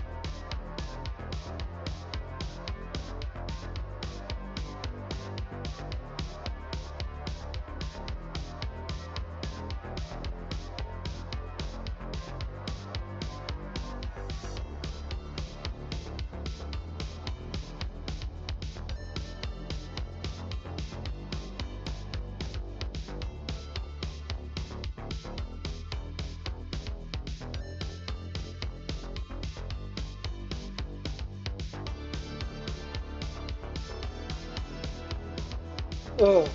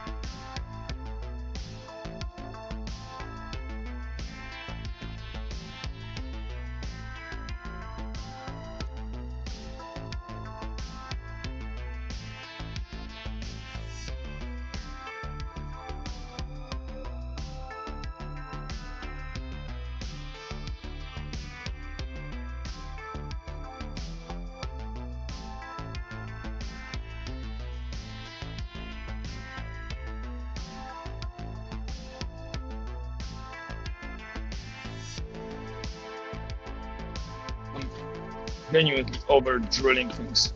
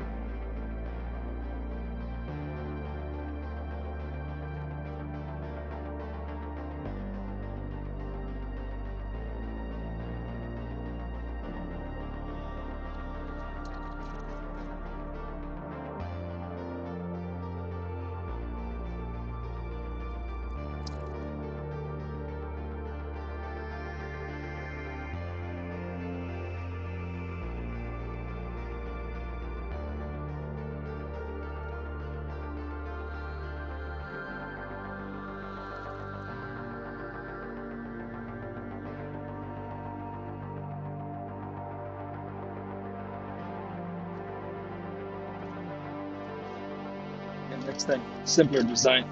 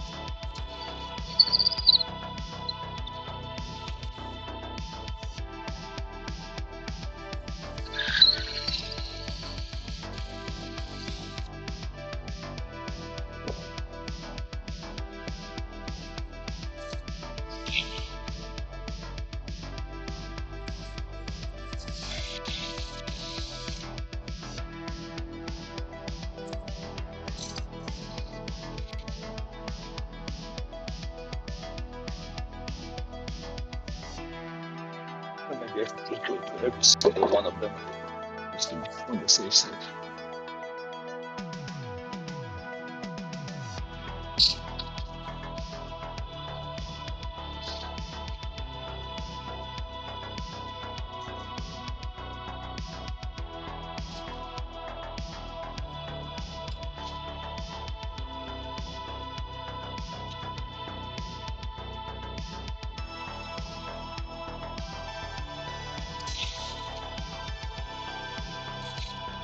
I'm surprised when we're trying to put together.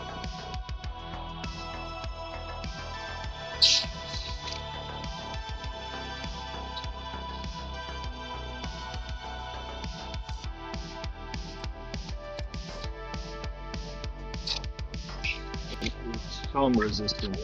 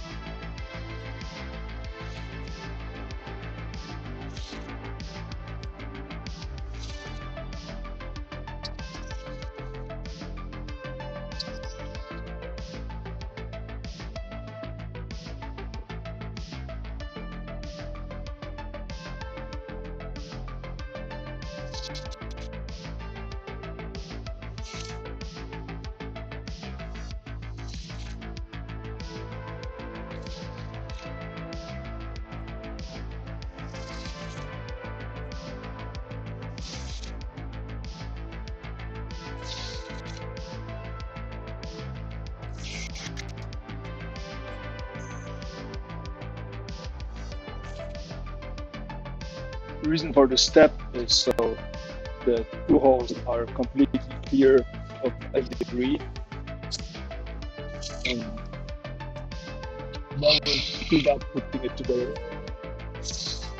I have to actually pour it through.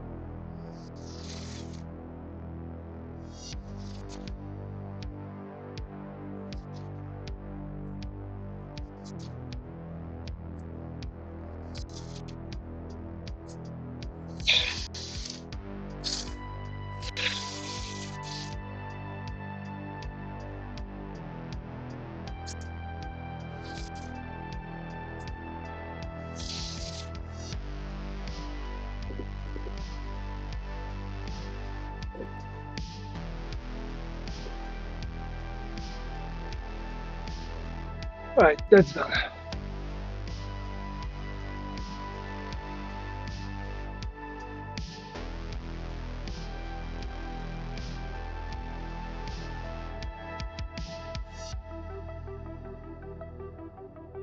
Oh,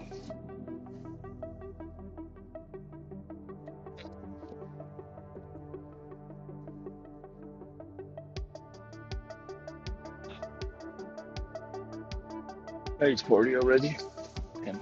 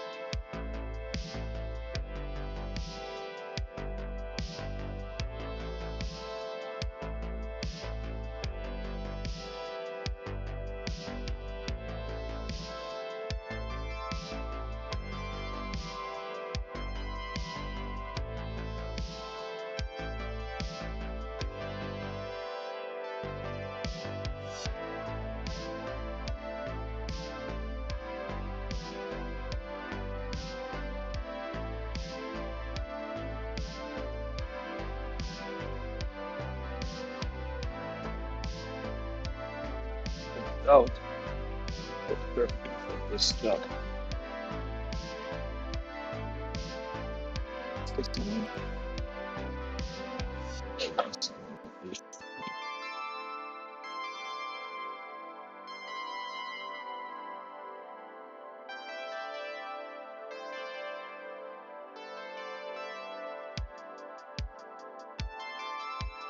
Mellow finding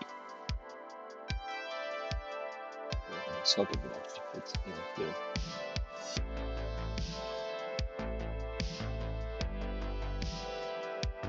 I didn't. That was the problem last time. Pocket things.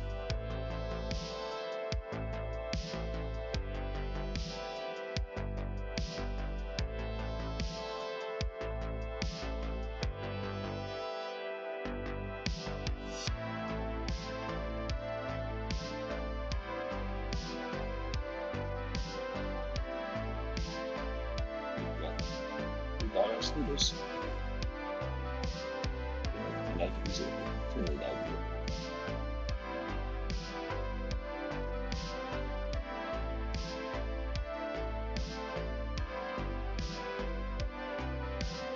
Set the official file.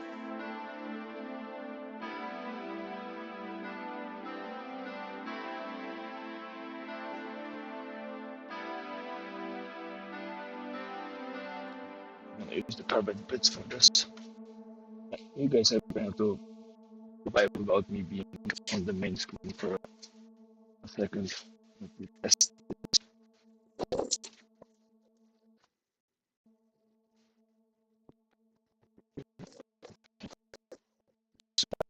Yep.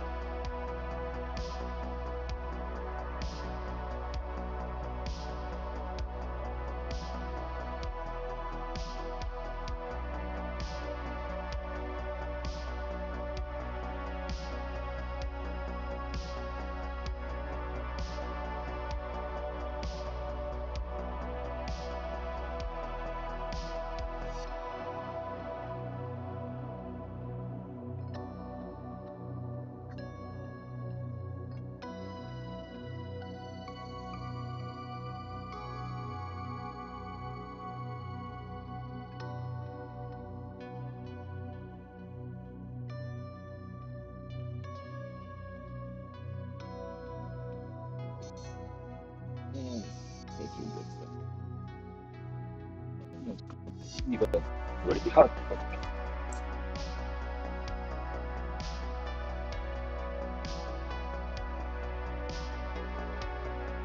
So we stripped a little of the paint, stripped a little bit of the metal off of it. That's it right there. Yep. Up to every single one of them. Probably can strip a little bit more, but black still doesn't.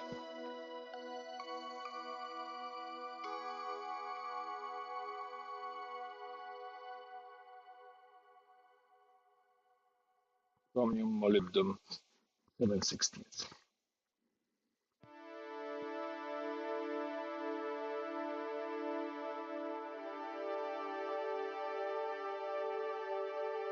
Not gonna lie, this stuff is pretty hard to remove. If I removed enough.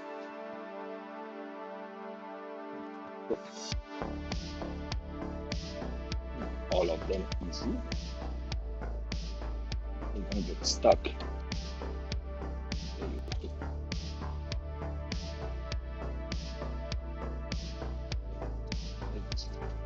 Stuck here. Close it. Awesome.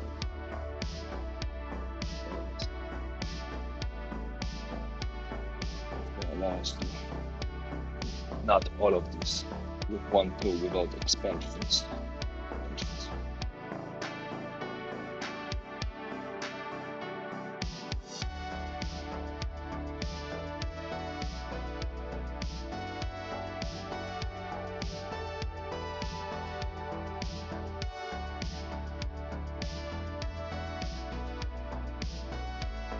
try to balance it better. And try it again.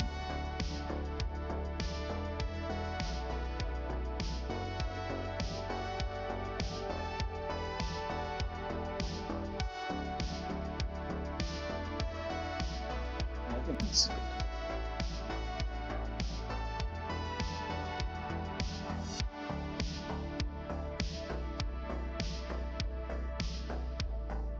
be able to put it in and take it out.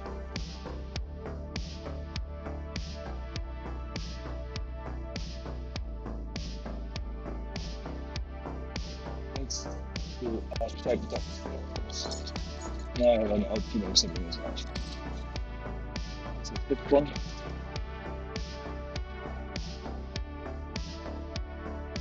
If we put a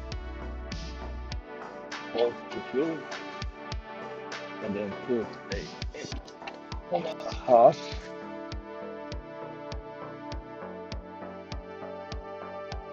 That will be enough to catch plug. It means I'll be able to do it.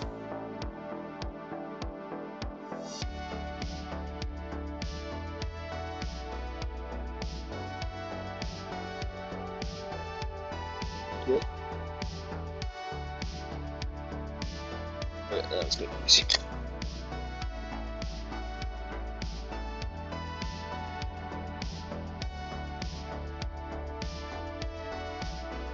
Maybe I should make this a little deeper.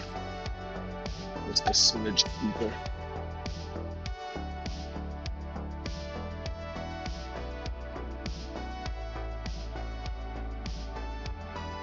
I can do it afterwards.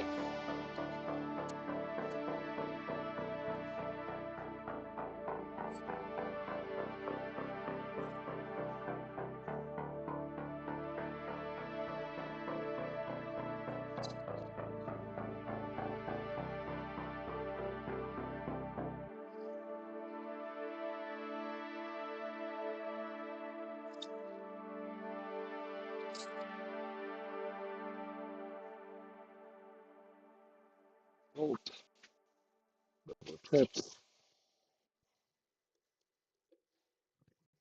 Yeah.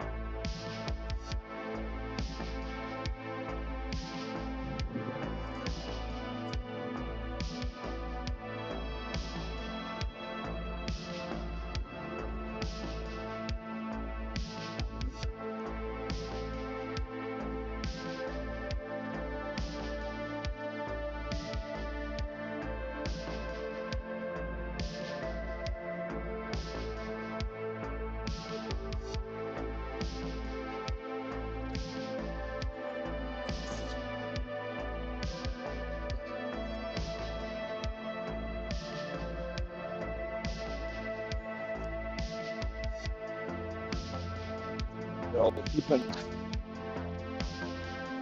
landscapes. Based on the whole lot. Okay.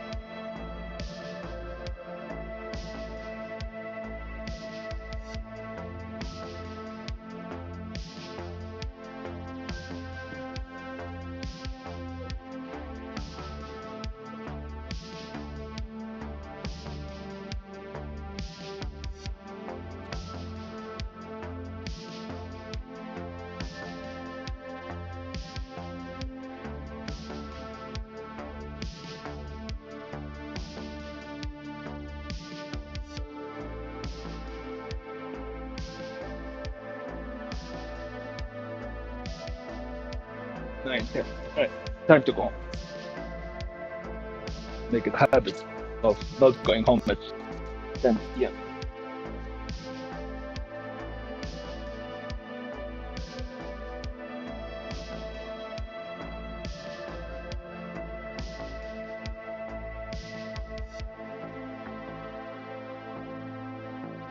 All of these are ready to stand up. Not stop with the standard for the most part. The big things that need to be sent are the seats and the top. It's the same. To absolute all the splinters are removed by the complete another sanding to smooth. So this touch up.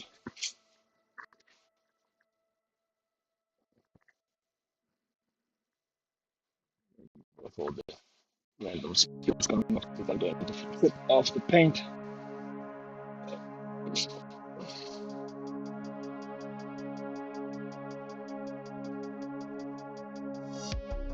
It's a lot of freaking wood.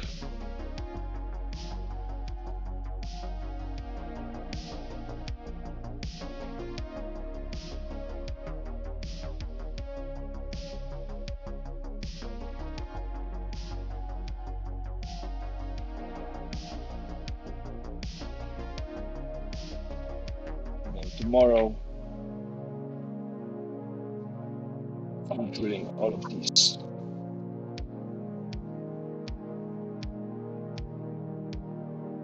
Run the other pieces with the jointer, hopefully they're dry enough. And then from the jointer, cut them to size. And then sand and apply the fifth coat.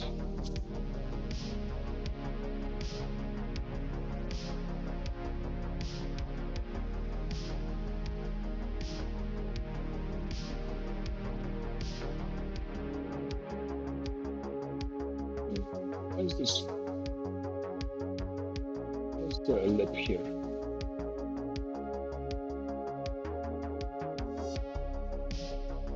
How's the table we need?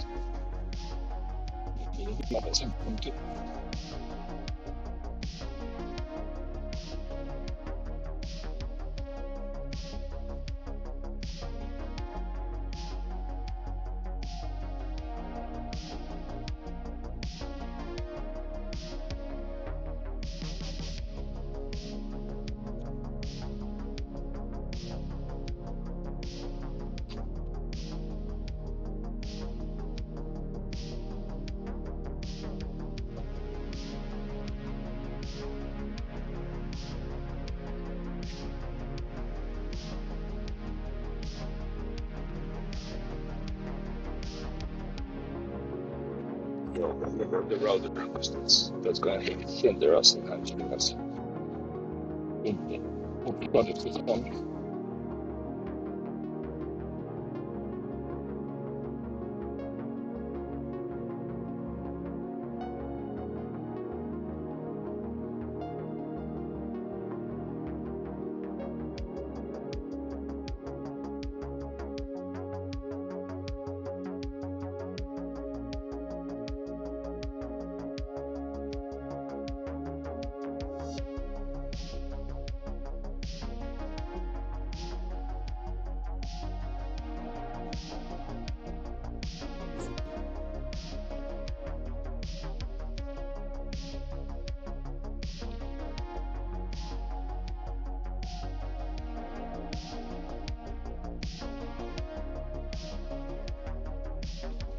Up.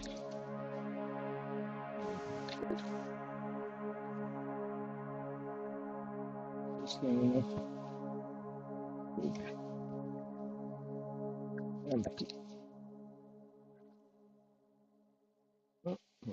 Yep. No. We don't want to.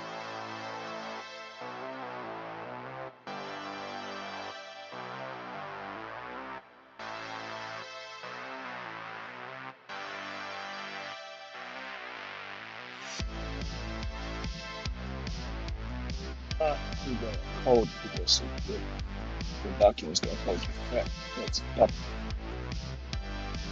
Vacuum and enjoy the set.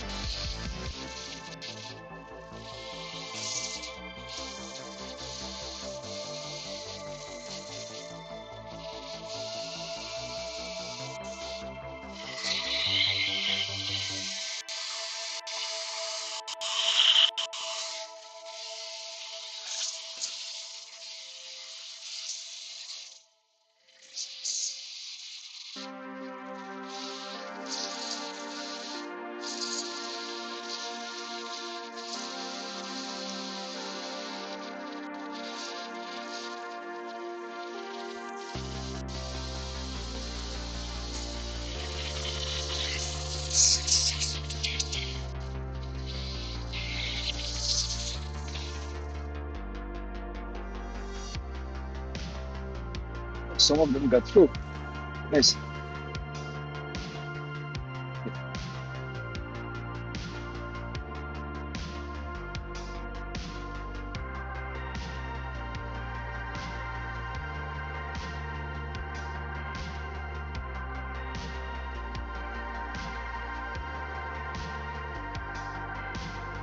Basket full of looters.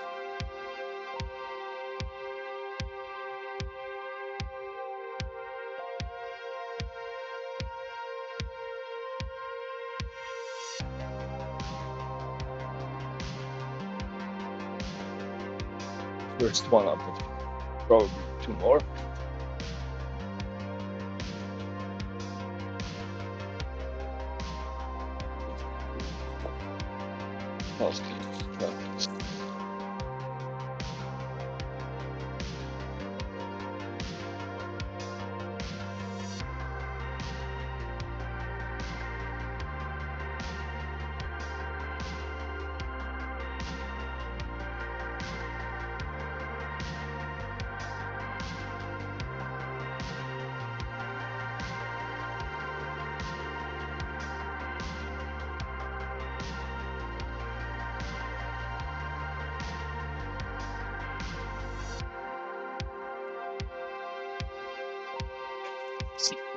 A little plastic. Where the holes.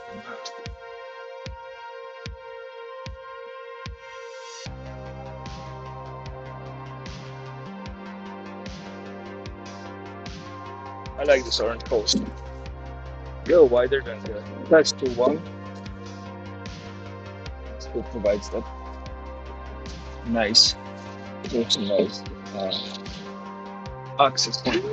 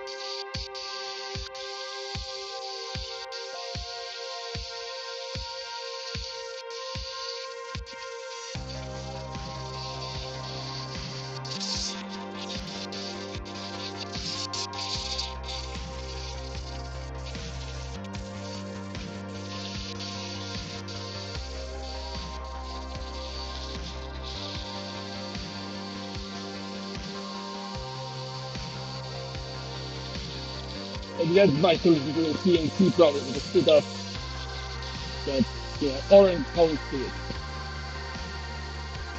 Thinner, it bends better.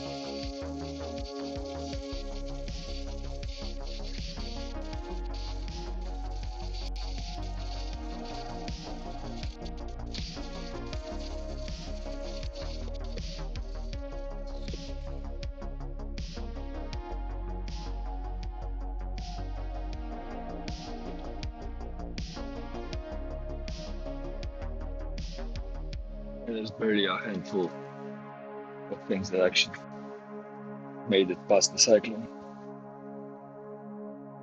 A little bit of fine dust and a couple of bigger things. Not sure when this tipped over or when it was getting overfilled last time. Yeah, we need to figure out a good construction for this. So I really like that 5 horsepower thing. Maybe we should keep the other one. The other one's I think 6.5 horsepower. But seems people with a lot of fine dust, so probably I'll keep it there. You know. But yeah, we need to combine this with this to one big thing. It's easy to open. It's right now that plastic container.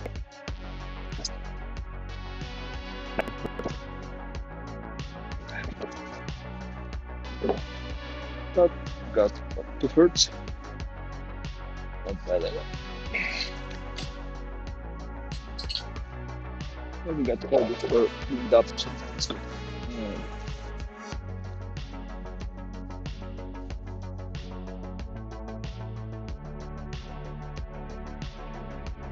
Dust, but it's aerial dust, but that's okay.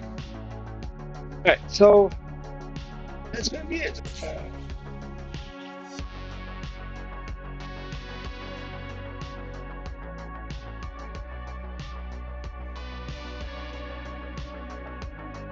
Take the trash out, move the logs from the doorway, and go. The clean floor and all the things to deal with tomorrow. Flow, sand, paint. Pretty nice.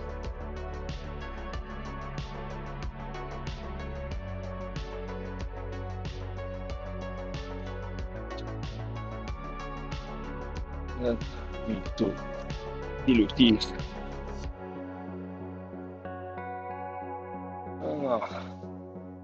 A little off. Maybe we can just get it out of it. I put it over here. Will you guys see it? No, not here.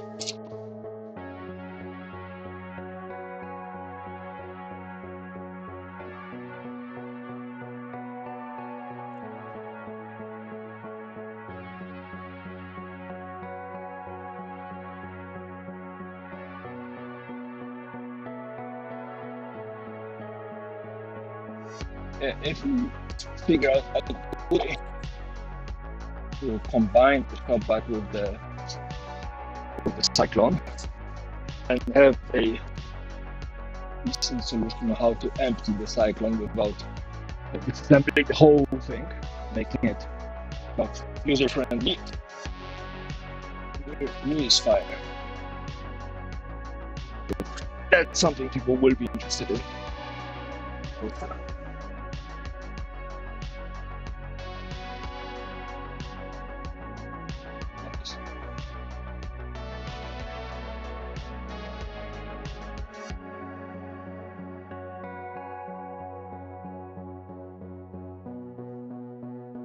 Projects that we can get distracted with is putting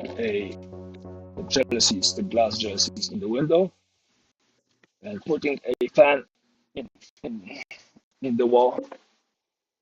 We have some independent airflow, probably into the top, not out. So we have the dust collection now. I'm a little bit less worried about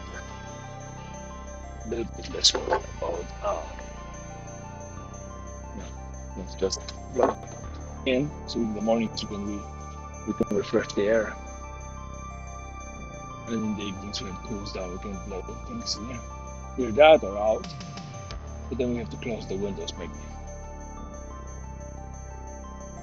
I don't want to move them around, they're asbestos, probably asbestos. Remove them, replace them with glass, my job was maybe put a fan there in the car and just have it blow things out, and then air would come in through the door to replace it. Because this is nice to move things around, and that big unit I have over the stairs for now. We do that filtering. Okay, 9:40. Quickly signs out. You guys stay frosty. Thank you, babe, for being with me for 7 hours. It's 49. Bye bye.